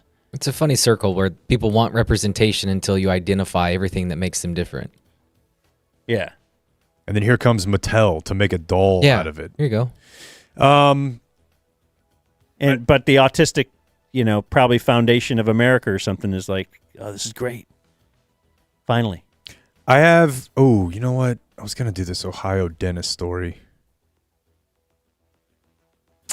Yeah, why not? Did you guys see this, folks? You hear about this? Your wife's talking about this? I saw something on 5 Things with Kate Baldwin. Kate Baldwin. How's she looking? Came back from Christmas vacation with puffed up lips. I feel like it's her first ever plastic surgery, at least that I've noticed. Or I don't know if you call it plastic surgery. Yeah, right? You that just counts. get the injection. That counts. But I just felt like she didn't need it. It's unfortunate. I hate that for you. Thanks, man. Yeah, so this is a very prominent dentist in Ohio, 39 years old. And Just like the Chris Rock dentist? 100%. Lives in my neighborhood. Yes, in Columbus. He and his 37-year-old wife were found dead in their home on the morning of December 30th. Ooh. And a friend, coworker, neighbor showed up about an hour later because this guy was never late to do a welfare check. He gets into the house. Their 2 children are there, quote, unharmed physically, but screaming, and the dad and the mom are dead by gunshot wound. They have now murder suey? There was talk of this, but they have now arrested her ex-husband. They were married back, I think, in 2017 for a couple years. The ex? Yeah. Yep. Let it go, bro. They had no children together, which really makes you look weird. But the murder thing probably more weird, but being that hung up about somebody you don't have kids with. Oh. Because you always think about I do. There's a million country songs about it. I used to get super bummed when my dad would drop us off. This is me in a nutshell, dude. I would get super bummed when my dad would drop us off on Sunday night because I thought he was sad. It wasn't even really that I was that sad. I would just be like, God damn, that looks like it sucks. I'm here with my stepdad, my mom. We're getting ready for the week. He's got to leave. This was his house. So in my head, I would do secondhand, what'd the lady say? Why Hillary lost? Secondhand concern. Yeah, I'm like, man, that sucks for him. Now I know that he was turning up renegade and just heading off to Sunday Night Football. I don't have to deal with any of that for another 27 days. He wasn't sad. He was, mastering the airport thing from Curb. Exactly. Don't celebrate too early. Oh, yeah. And then I got a little bit of audio for you guys from the Golden Globes. They did an ad for Best Podcast, an award for Best Podcast, which is insane. Much like with Mattel and Barbie and autism, it's all just these dying institutions trying to grab onto whatever they can to try to stay and seem relevant. So they're like, we'll do best. Hey, no one's podcast. watching this award show. Yeah. So let's throw in podcasts so the kids will start listening. Are they remotely similar pieces of art or content? I guess I missed the Golden Globe for Best HR Training Video because that's about how close podcasts are to big budget movies. And then I just saw that like Amy Poehler won. Oh my God, dude. So all this is oh yeah. We have to give another award to another one of our friends that are sitting here. Like, was Matt and Shane up for it? No. And I want to talk about that because were we up for it? So in the opening monologue, the point is we want to do the podcast joke, right? We all want to do the podcast joke of like, hey, those guys are loot. So I'm Nikki Glazer, and just like Wicked, I'm back for a sequel. Just like Frankenstein, I've been pieced together by an unlicensed European surgeon, and it's good work. And just like the podcasters nominated tonight, I should not be allowed to be this close to Julia Roberts. oh man, those Not right. those from the subterfuge. It's Dak Shepard, Amy Poehler, Smartless, which is Jason Bateman. Yes. And NPR's up first. Boy, you got to keep an eye on Steve Inskeep before he gets handsy and he'll do acid over there. It is, and I don't care from like a us standpoint. Obviously, we're a local regional product. I guess that I do care to the extent of this is going to be a thing, this thing that we do. Are we going to give a Lifetime Achievement Award to Marin? He was in the spot, or the spoof they did on the ad. As kind of one of the And would they never grandfathers. give it to Corolla because he's become so? I don't want to be like. What are we talking hey, about? We don't. What are we talking award about? Right-wing Corolla? people. There's one answer to this question. It's Joe fucking Rogan. Oh yeah. What are we talking about? Would they even consider Joe Rogan? He's even by though, far the most influential, the most successful, the highest paid, like the most name recognition. He had the president on and arguably swayed the conversation around the election. He's not even nominated. Joe Rogan is the answer. It's the only answer. Yeah, I In the wasn't even event there thinking. was a second answer, it would be Bill Simmons. Two guys, I don't like either one of their shows, but they are the kings of this industry. Yeah. They made it work. They're the reason anybody even knows that these other podcasts exist. Right. And so to nominate this stuff and be like, oh yeah, the podcaster's in the basement, man. It's Amy Poehler recording from a house where she tortures children for their adrenochrome in the basement. She is an elite of all elites. Yeah. At least Marin really was kind of nobody. And What about Pardon My Take? Yeah. Again, I know you're not a fan. Even when Pardon My Take is the biggest podcast in the world of sports. Even when Rogan started, it was nothing. No, yeah, he wasn't anyone. He was Rogan. He was Fear Factor guy. It wasn't like he had any influence. It's insane. And if there were one day, like I could see a world where there is a podcast award show where you have categories, murder mystery, sports, comedy. Is that one a sports or a comedy? Let's debate it like you do with the movies. But just throwing the category podcast in there and then, giving it to Amy our buddies Poehler. that always win all these other awards. Come on. It's not even. They're now going to. Yeah, those are all just TV stars, TV and movie stars. Stupid. I think she won because her podcast is named A Good Hang, right? And then she had Aubrey Plaza like the day after her husband hung himself. Do you think that was strong enough to merit a victory for her? I do like it. I like it a lot. It was probably 6 months after we named the old radio show that I thought, boy, there's like a lynching thing. It never occurred to me that the word hang, I don't know. I'm privileged. But half life. of these podcasts are just them talking about the shows they were on. So it's like not even anything new. It's just like, oh, hey, let's break down season 3, You know episode what? 4. Yeah, even if you don't want it to be one of the Manosphere podcasts, it should be something like Serial or Hardcore History or any number of these other things that are done so artfully well. They're scene set. Fruitvale or whatever, Night Vale, the guy that we know, like writes a story and has a setting. Amy Poehler being like, I like having dinner at 5 is not any different. So I was watching the many moons ago, I heard Dan say something like The thing about Gribble is he wouldn't just watch the Golden Globes. He would watch the red carpet. And I don't know why, but in my head, I was like, I'm living by that. I want to record the stuff and watch the stuff. And a lot of times, you're not going to get dick. But I found a funny moment last night, and it was one that actually kind of made a little bit of a headline. Jean Smart. You got much on her? Actress. She's currently in the show Kind of a Hacks, mommy. which my wife that. is obsessed with and says it's really good. All right, I watched like the first episode. It's kind of what I thought. But so she's about to be interviewed on the red carpet, and she's got some stuff to say. Because there's a lot going on in the world, Dan. But I left the part before in here just so you can kind of get the vibe. The male who's hosting this is the guy who does Entertainment Tonight. Black guy that I don't think is gay, but kind John of Tesh. scans gay. Kevin, I think is his name.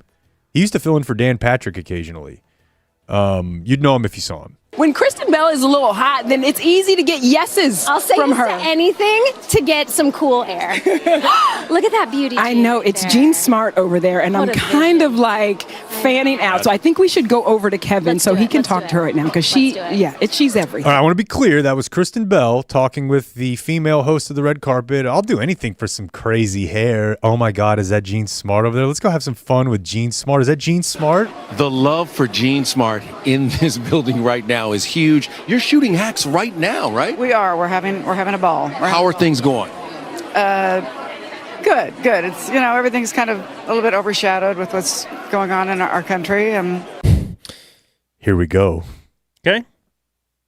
Bring it. It's kind of I feel like we're kind of at a turning point in this country, and I hope people can keep their heads, and because that's actually going to be the hardest thing, I think, is to keep our heads. But that's going to take a lot of courage and a lot of restraint. But I think that's important because I think there are certain. Oh, what happened? Okay, so now off screen, someone has fallen.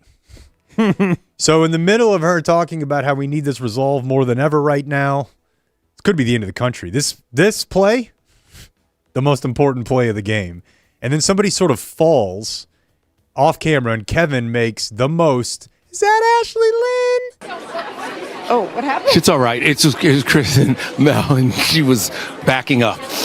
But I understand what you're saying. Yeah. Okay, then he does a big sniff. That does sound like I'd want to know more about it. He does a big sniff.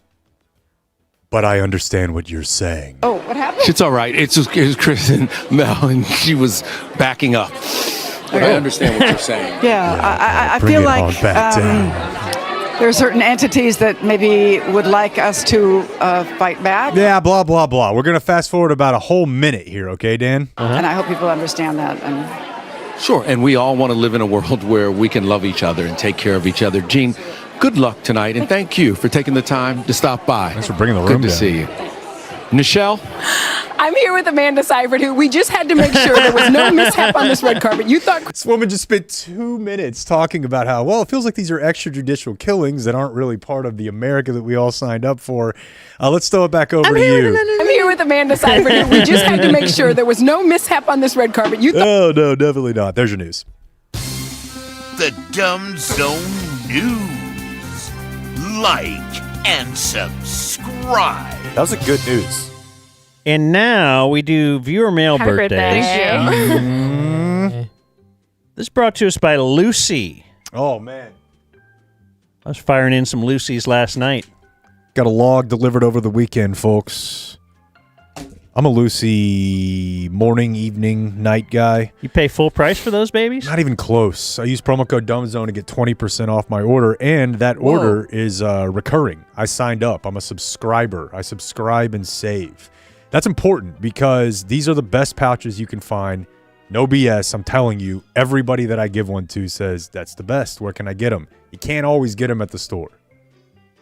So you order them at lucy.co/dumbzone. Use the promo code DUMBZONE, and you're always in stock. And here comes the fine print. Lucy products are only for adults of legal age, and every order is age verified. Warning: this product contains nicotine. Nicotine is an addictive chemical.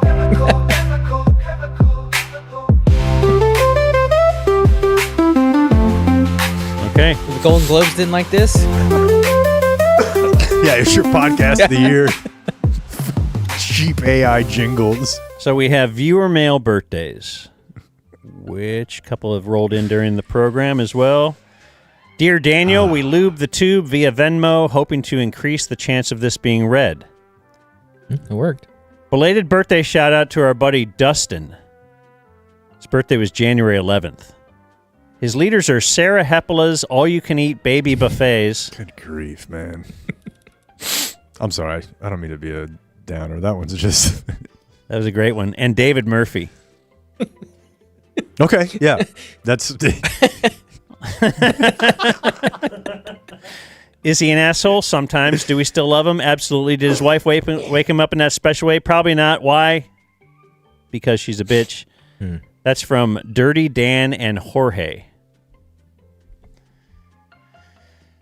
which is I think one of my favorite podcasts. Yeah. Dirty Dan and Jorge. Dude, no Rogan, dude. Like, that is, like, I mean, that, okay. if anything's going to say Hollywood elite or...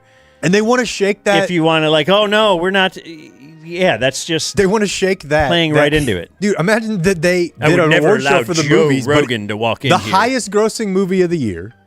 Imagine that. The highest grossing movie of the year. It has, again, right. Like, it's got critical acclaim to the degree of having the president on it. And they just like, that doesn't exist. Amy Poehler farted. Can you give us another tease of what's on the Amy Poehler podcast?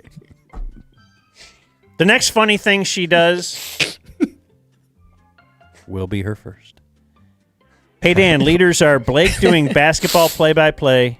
Thanks. TC's Uber stories. And Oprah's Forsyth Country production crew in 1987. Writing to wish my wife, Serbhi, a belated happy birthday. Her birthday was Friday, but I'm a bad husband.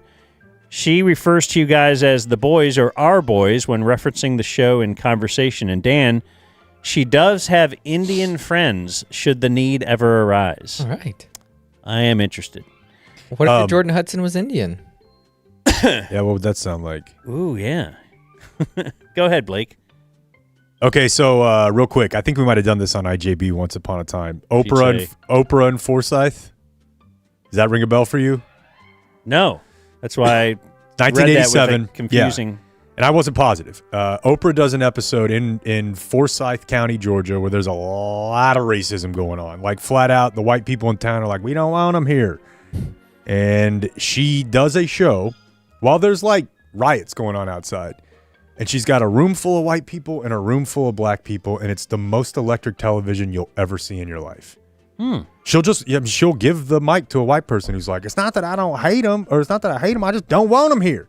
And black guy stands up and he's like, you're a fucking racist. And it's on ABC. She's going back and forth. And there's a white lady. And everybody talks about Jerry Springer. And the N-word is guy. everywhere. Like, there's a white lady who stands up and she's like, I think some of these white people in here are Look, you tried to sell it to me. I was there already. It's crazy, dude. Tell me how much I could hear the N-word. Oh, yeah. But it's great. Here's photos from our Indian wedding in November. Per Jake's request when I was a sit-in, though I'm sure he was just being polite. F Nico and keep doing what you're doing from Travis. So Travis is my dealer for Indian lady. Nice. Good to have a guy. Yeah. And dear Uncle Wet Axe Wound Lapper, please wish David Miasso happy Dirk birthday. Miasso. I'm not sure my husband even listens anymore, but I'm an only child without a dad, so it's safe to assume I'm just sending this for my own selfish entertainment. Thanks for knowing random facts, such as St. John Smith being a beach volleyball player, and for making fun of Greg Olson for his long, awkward pauses, when that's exactly what you do on a frequent basis.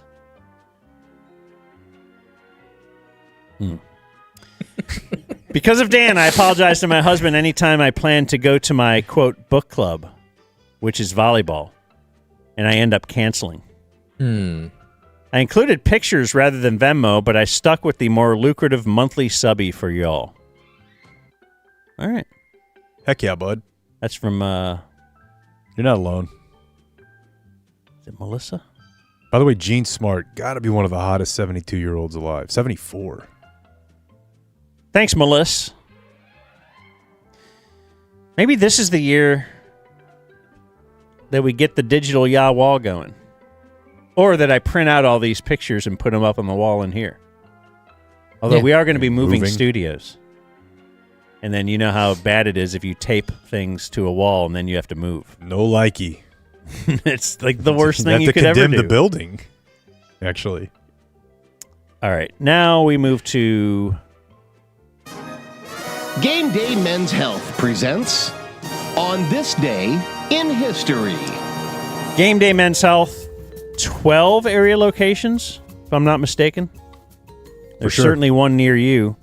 And at every one of them, they will treat you like they treat us when they go in. We go into the Grapevine location, generally together. But go in there and mention the Dumb Zone. Right off, you'll get 10% off your TRT for life. And it's not just testosterone replacement. That's their main thing.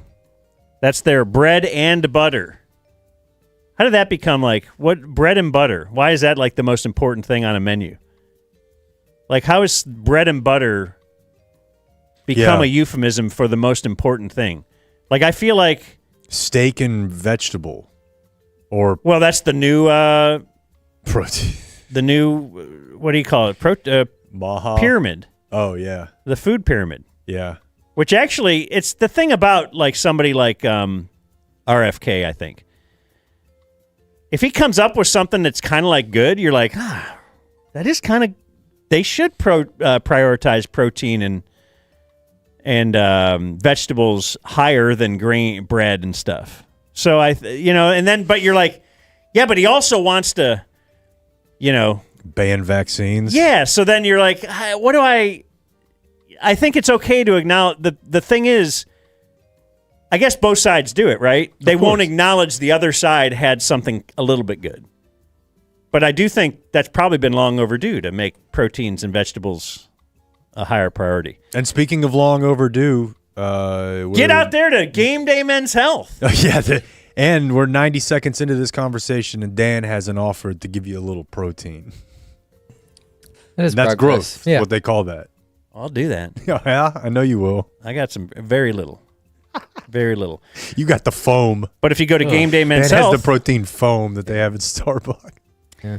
But they can also help you with the peptides. Oh, yeah. Shoot some ropes. Help that balky knee. People still say that? In the health club. I think that's why Travis from Community goes there. Oh, yeah. Peptides. They help with that. Quick vitamin B shot, whatever. Just check them out. They're there for you. Game Day Men's Health. If you're a man and you're alive, then you're a possible subject. How about this? Free testosterone level check. Just go. You've always kind of wondered, how is my T? Go to Game Day Men's Health. Mention the Dumb Zone. And today is Monday, January 12th. On this day in 1906, the forward pass was legalized. Nice. By the Football Rules Committee. Which you can't run the football? You got to throw it? That's right. Easy way. On this day in 1910, it's the first time ever that a lady smoked a cigarette in the White House. It was a wife of a Russian ambassador. Of course. Who was at a White House dinner. And ladies just didn't smoke in public back then, especially at the White House. So after she fired up, some of the other women present, they're like, oh, cool. Pulled out the 4-foot bong. Yeah. Couple of football things on this day.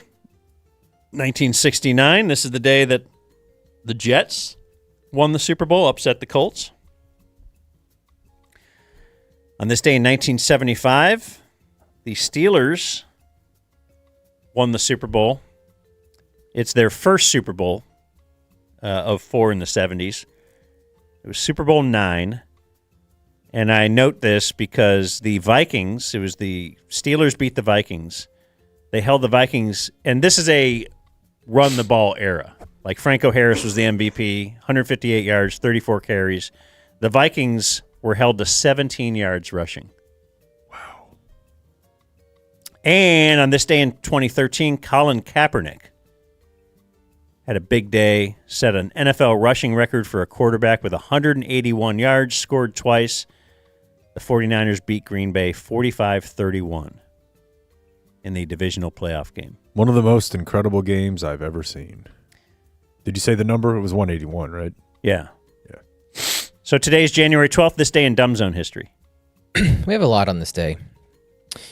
First, in 2021, the Cowboys had just hired Dan Quinn, so we had intern Carlos on to tell us how it was going to be. And he gave him a pretty big meh. He turned out okay. Probably better when you got Micah. Yeah. Also, when he's not a head coach. And then in 2021, this was the day after the first Nickelodeon broadcast of an NFL game. Where we had Noah Eagle, Nate Burleson, and some Nickelodeon star named Gabby. I wonder how Gabby's doing. And let's see. So obviously Nate Burleson there is there to provide the rules. Noah Eagle's a great play-by-play. Gabby was there with like just some fun bio notes of the players, which normally involve this. And Chicago's going to have to punt as well. But that's what we're looking at, Gabby, in the matchup, where the Bears are looking to shock the world. The Saints are looking to exercise some of those demons of the last few years. Got it. And going back to David Montgomery, his favorite ice cream flavor is vanilla. Oh, wow. Awesome. Wow, thanks. Yeah. What a catch and run for the tight end, Jared Cook. Now, fun fact, Jared, his favorite ice cream flavor is chocolate and vanilla. He likes both. Isn't that just a squirrel? Damn. I guess so, but I'm more of a chocolate girl, so You're I can't chocolate. really agree with the vanilla part. Yeah, he did a little bit of a swirl route on that one. Watch this. You're going to see Drew Brees. Premium television. Unbelievable. They should have made her do a Dobbins note. Actually, his mom was going to... Oh, can we do that with AI? Oh, yeah. Let's make her do the exact script of Gus Johnson. Oh, yeah. By the way, Grok removed Jerry Jones from the picture of the most problematic of Cowboys postseason failures. But this is the drop everyone remembers. Yeah. Oh. Fourth down, either they're going to kick the ball or they're going to punt it. And I think you're going to be impressed with what Morstead does here. All right, I'm going to keep an eye out. Oh! All the way up in the air. And that is a fair catch that is made. One of those boring plays is a punt with a fair catch. Sometimes we forget how lucky we are to just watch this much football. TC, have a seat. And have a couch seat. TC just walked in. Am I forgetting something? No. Okay. Doing some filming after. Okay. Oh, I was you like, mean oh, with TC? oh, no. Yeah, I don't know why he's here, but he is, and I wanted to offer him a congratulations. Yeah. Yeah. Thank you. Yeah. Thank you so much. As things are looking up. As a big Chicago Bears fan, it could have us wonder: do we potentially? So we're going to do a playoff game. Yeah, in the Super Bowl. Do we need to grab the Bears now because they might not be there the following week? They're 3.5-point dogs. Although I'm thinking Denver Buffalo might be the game we want. Do we know times on these yet? Ooh, No, not yet. But if it helps in your decision, I would not be available. I love the playoffs too much to be in Dallas during the playoffs. I'll be at the Seahawks game. Of course you will. I love the NFL. Let's see. In 2022, this was the day Dak and Zeke started selling 214 NFTs. Okay. Now, Hell yeah. TC being here is important as well. Because I just found the shirt or the letter? One shirt. Ooh. I have Collector's one edition. collector's edition. Many years ago, TC was in charge of our merch site on the web. Because we were like, whatever, if you can make money off this, fine, we'll promote it. And it makes us like, okay, we have a merch site. So I just thought it was a win-win, right? Give the shirts to guests, things of this nature. Yeah, but you made a little money on the side, right? Yeah. And then one day TC came in, he's like, oh, I got a cool design. It's a 214. He's like, get it? Because Zeke and Dak. And he had pictures of Zeke and Dak in Cowboys uniforms with the star 2-1, and what happened? Cease and desist like within a day? It was a text from someone in the Cowboys to Bob, letting him know, like, you're not going to make us go to the lawyers on this, are you? Oh, okay. Yeah. But you did print. Yeah, then I had 100 shirts that Bob was. I mean, obviously Bob's right, but it's always funny. When I found him, one in right? the garage this weekend. Yeah, though. because he was no fan of the. Let's just call it what it is. He was like, "What are we doing? What are we doing?" Like, and he would ask, "Like, is TC getting all the money from this?" I'm like, "Yeah, dude, he's buying a mansion." Well, that's the thing. He was interned for years. There was no real money. When he was a ticker guy, he made nothing. He was doing hand fulfillment, too. It was like this way, I don't have to do anything. I don't have to actually give him money. But that's the setting when Bob gets a text from the Cowboys, and he's already like, and I just mean as far as risks go. Yeah. Oh, yeah. If he's slightly dangerous, he's not. It's not his comfort zone. He spiked the Abby and Brittany calendar. So again, this was 2022. That got us going on NFTs, and then in my notes it says Jake showed Dan a porn video from the metaverse, and then Dan says this: it'll be really weird to younger generations that we watch porn on screens. And you're probably right. Yeah, I mean TC doesn't anymore. Okay, he's got the helmet. Oh, because they'll have like a hologram AI or hologram porn. They will actually be lying there with their big fake vision or whatever. Either that or this sex is how bots I have now. sex, by the way. I was gonna say, is that how you do it? Damn, dude. Teach me that move. That looks really, really that's why I don't enjoyable do it very for her. often, because it's very it's definitely. It's like the full body. Right. You're gonna run the reverse pass every play? What's No. that one machine? You got the stair climber, but then you got the other one. The where you're elliptical? holding it. Yeah, like I have sex like that. I use every part of my body when having sex. Right. And then in 2023, someone found Trayvon Diggs' likes. Oh, man. And he liked this particular account or person, Miss B Nasty. Hell yeah. Do you want me to describe it? Yeah. If I can recall correctly, she was like against a glass like window in like a high rise. And it was a woman, like a ripped woman, like really body built in shape, female up top, and she just had a huge dick. Whoa. And it said, like if you'd suck it. Whoa! And Trayvon liked it? And he did. It was like a massive fucking black dick. And then after that, they gave him how many million? Yeah, then they were like, how's rehab going, man? It's dialed in? We did 2 segments on it. Wow. No. And then Dan learns why the Panhandle is called the Panhandle. Oh, on this day? On this day in 2023. Wow, momentous. Huge day in Dumb Zone history. Man. You know the history of why the Panhandle's there? Slaves. Yeah. Built the Parthenon. Slaves. Built America. They said, Texas, you can't have slaves in this area. They said, then we don't want it. We don't need that part. This whole thing is huge. So borders are based on either slavery or rivers, basically. Yeah. And then the rivers are just what you use to move the slaves. Yeah. Other birthdays today, we have Drew Pearson is 75. Yeah. You ever hear he made this one catch? It was amazing. I have. I've heard about it a couple times. They're playing the Vikings. Mm-hmm. So down to the end. What would it be called if Drew Pearson wasn't a devout Catholic? Oh, God. They get Actually, to claim that, too. I think it was right here. This is it. Yeah, here was the call from that game. It all comes down to this. No. You're going to say that. Hey. Here we go, Joe. Say, get loud. I don't think anybody needs to be. Sam Laporta is 25. Baller. How about your classless coach? Unbelievable. You know, when I was a boy, we would walk over and shake the hand of the other coach and look him right in the eye. You shook the hand. Wouldn't slap him. None of They were this talking a smarmy lot of stuff. trash. Would never say anything bad about him in our post-game talk to the team about that other team.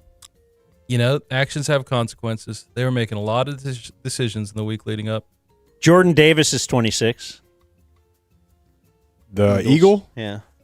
He'll spit on you. Mm-mm. Oh, different one. Yeah. Jalen Carter. Jordan Davis will just kill you with his car. Right. He killed someone with a car? Was that Jalen Carter? Might have also been Jalen Carter. Dang it. Jordan Davis is just big. Yeah, did he not get arrested? That's not as funny. Ulf Dahlin is 59. I had a former star. I had an Ulf Dahlin jersey. That's great. Why? He's Ulf Dahlin. Was he good? He was a player that you loved if you were looking for not being a Madonna fan or, you know. Yeah, he was like on the Penguins when they were good. Yeah. I remember playing with him with Mikey. NHL, yeah. Bill Madlock was a former Ranger. He's 75. Dominique Wilkins is 66. Dontrell Willis is 44. Damn. I thought he was going to have a bigger career than he ended up having. Me too. I was surprised. Is it like a 30 for 30 or something? WAR 19.7. I'd watch it. Because that was a... Just as a rookie. Yeah, well, yeah. They won the World... Changing the game. World Series? Yeah, I think so. Jeff Bezos, 62.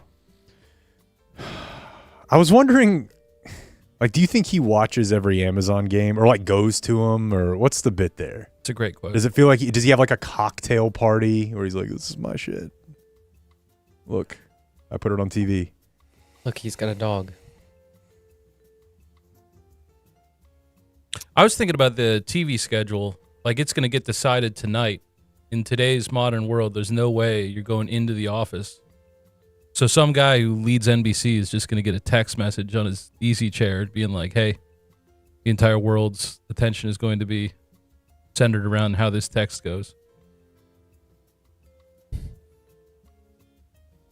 Were you thinking that you should tell us about that? What do you? I don't understand what you were just saying. The NFL TV schedule for this weekend. There's a guy that has to decide it tonight after the game. I mean, obviously someone does. But they won't be at the office. Yeah. So just think about the things that you do at home. Were you were high when you thought of this, and then you were like, I'm just going to say it. A half an hour ago when I was eating my breakfast taco that I had before I came in. I'll say it again. You were high when... Rapper Raekwon. The chef. Is 56. Howard Stern is 72. Zayn Malik. Is it Malik? You guys know who that is? 33? 1D? 1D. Yeah, I like some of his stuff. Like I don't know, it's obviously very fruity, but he's got some good songs. It was very difficult for me to pick Dumb Zone Birthday of the Day. So, third runner-up, I guess. Good Lord. I'm telling you. Build a new wing. Heather Mills, 57. Very curious story. You know who that is, TC? No. McCartney? Yeah, okay. So it's Paul McCartney's wife who is missing a limb. Blown off in a landmine. No, despite the fact that her advocacy centers around people being blown up by landmines, she just happens to not have a leg for other reasons. Do we remember what those are? Just born like it? Car accident. Car accident. Yeah. So how come she doesn't advocate for car safety? Great question. Don't know. She must have met enough people who were blown up by bombs where she was like, this is just how I am. These are the only people that know what I feel like. Yeah. That makes sense a little bit. Crazy. If you are hanging out with landmines. I had to have that story explained to me like 10 times before I got it. Yeah. Like, no, what? Second runner-up for Dumb Zone Birthday of the Day, DJ Paul. Wow. 49. Friend of the show. Yep. Hollywood. Makes Baby arm. barbecue sauce. He does. First runner-up for Dumb Zone Birthday of the Day. God. 52 years old, Melanie Chisholm.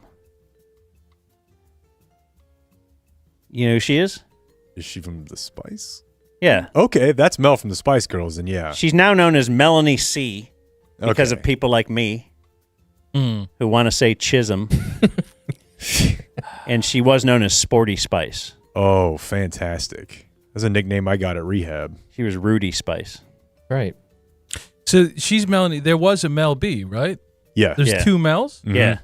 What are the chances? Mel B and Mel C. I believe Mel B is the black one, right? I thought Sporty was the black. No. Sporty's not the black one? Okay. I think it's racist that you thought Sporty was the black one. It's either that or they call her Black Spice. British. That's about what you expect. Right. No, it was Scary Spice. That was hers. Was Scary. Scary is the Black Spice Girl. What was Beckham's wife? Posh. And there was Baby Spice. How many Spice Girls are there? There's like 6, 5 or 6. Oh, I thought it was like 4. Dude, I'm pretty sure my is it this? They might be doing like a Sphere residency. I think they are. Yeah. Because my wife was talking about the Spice Girls? She was like ready. She was ready to drop all of the money. By the way, I was talking about you earlier today on our weekend check. Because I just never seen an adult, a grown man, like a 35-year-old man, just so giddy about being at a pool. Yeah. You were very excited on Saturday. Why not? I like swimming. Like you ever, like a little kid who's you see that knows you, and then you acknowledge, but he's too quick. Like, oh, hi, Uncle Dan. And he runs on. Like, that was TC. He was so, oh, hey, how's it going? And then just kept on. And it wasn't like I got to go track my kid. That's exactly he wasn't with his kid at all. Yes, I was.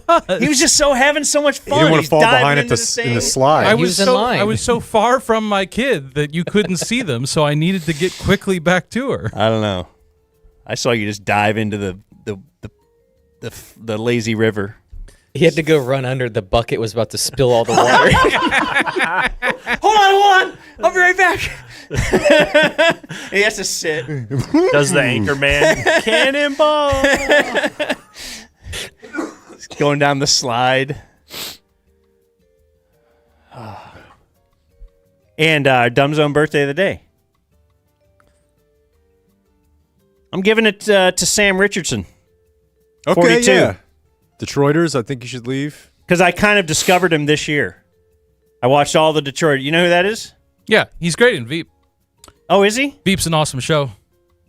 I've heard that so many times. I guess I should do it. You haven't tried it? No. It just feels like one of those shows you talk about. I never. What does that mean? And that felt derogatory, what you just said to me. It was only slightly derogatory, and it felt very accurate. Like one of those shows you'd talk about. Like 30 Rock 30 or something? Yeah, popular comedies. It really surprises me. Popular comedies? What, like 2.5 Men? You were always talking about the biggest 30 bang. Rock and 2.5 I don't even know the Men are both names to do. network comedies. Like, it's not like I understand the difference. I like one of them and don't like the other. But this is like when a South Park and Family Guy were fighting, and people were like, "Oh, the cartoons don't like each other." All right, that's fair. Born on this day, now dead, John Hancock. Tell me, besides signing the Declaration of Independence, give me anything about John Hancock. Pennsylvania. Doesn't he have an investment firm now or something? I was going to say like some sort of a local alderman or something, some sort of rep. Tom Dempsey. His foot. The half-footed kicker. Rush Limbaugh. We should see if Brandon would do that as a bit. Cut off after the foot? Yeah. It'd be a great bit. Are you guys, did you do the Apple update this weekend? No. I killed until tonight. Don't do it? I don't know. It's just, it just changes everything, and it's like, now I'm trying to search this next name because we got a great piece of audio, but it doesn't like let you just see the audio now and then open the folder. Like, it's just a big mess. Anyway, Kirstie Alley, born on this day, now dead. I can't find the Kirstie Alley audio. Well, I got an MPEG. What is that? Why would I have a movie of Kirstie Alley? It's a video. Oh, really? I know why you would. And I got there, and my sister and I, we were all sitting in this way. Okay, what is this, Jake? Want to explain it? Yeah, she was asked a question about how she took the death of her parents. She's with Barbara Walters. And she decided to tell a little anecdote about how she found out about the death of her parents. To get there. And I got there, and my sister and I, we were all sitting in this waiting room, and we were sobbing. And as I'm crying, I said, my sister's here, and I wasn't looking at her, but I said, where were they going? And she said, to a Halloween party. And I said, what were they dressed as? Why would you ask this? Why would you? And she said, The Odd Couple. And I said, oh. And I'm thinking, what odd couple? Walter Matthau and Jack Lemmon? Well, what were their costumes exactly? She said, Mom was a black girl and Dad was a Ku Klux Klan member. We started laughing. And the whole family, I guess, had heard this conversation, and we all started laughing. And it was the greatest tribute that you could give my mother. Do you know? Your mother? Dad's Klan hood is just covered in blood and guts. If you had to pick one, you'd rather die in the Klan robe than blackface. That's a great question. I think... I don't know. You don't want to die in blackface. I feel so strong about that. But it's like, do you want to have a Hitler mustache or the whole outfit? If we talk it out, if you die in blackface, almost no one is going to be like, that was him. You know, I kind of... But there's a small chance, like, if you die in a Klan hood, there's a lot of stuff we've said today. Build a case. People are going to be like, it was kind of there. You know, maybe this actually is who he was. Oh, it was a Halloween costume? Likely story. Boy, this is a good one. But if you're in blackface, like... You have to die in one of them. The crazy thing was, it was February. Yeah, right. What if they made you choose that particular retirement party? You know, on your license when they're like, yeah, do you want to be an organ donor? Like right there is where you have to answer that question. Oh my God. Why is this? Well, on my jury duty, they're asking, you know, your kids and, you know, ages and stuff. Well, why do you need to know that for jury duty? Now, I don't know about your guys' DMV trips, but I feel like minorities very well represented at the DMV. Yeah. I wouldn't want to answer it in front of them. But I'm saying they... Like, do you really need to know the whole organ donor thing that second? You don't. No, not really. Okay, along with that, I mean, it's just wondering. same. We're on this path now. You've answered that. Talking about accidents. You died. Fatal accidents. Okay. Now let's just go to the next one. Mm-hmm. Dead on this day, still dead. You have Maurice Gibb. Dan. One of the G's of B. And Bobby Phills, who was a former Cav, but I think a Minnesota Timberwolf at the time. He died at the age of 30, and then he got his number retired. He died illegally drag racing.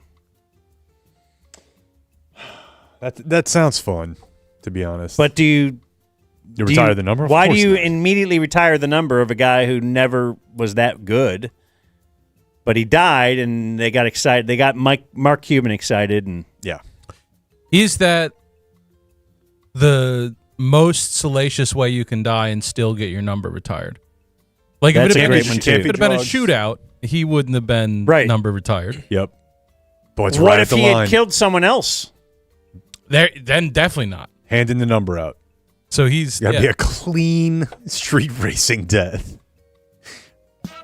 Which is just a matter of, like, as Bill Burr would say, in history. I don't know, 1/3 of an inch on your steering wheel. Yeah. Well, this has been a lot of fun, guys. TC, closing remarks? I'm really looking forward to filming this DCTV Open with you guys. Adios, mofo. We gotta go before this becomes a zoo. Thank you for watching my video. Subscribe and type for my name if you want to watch more of my videos.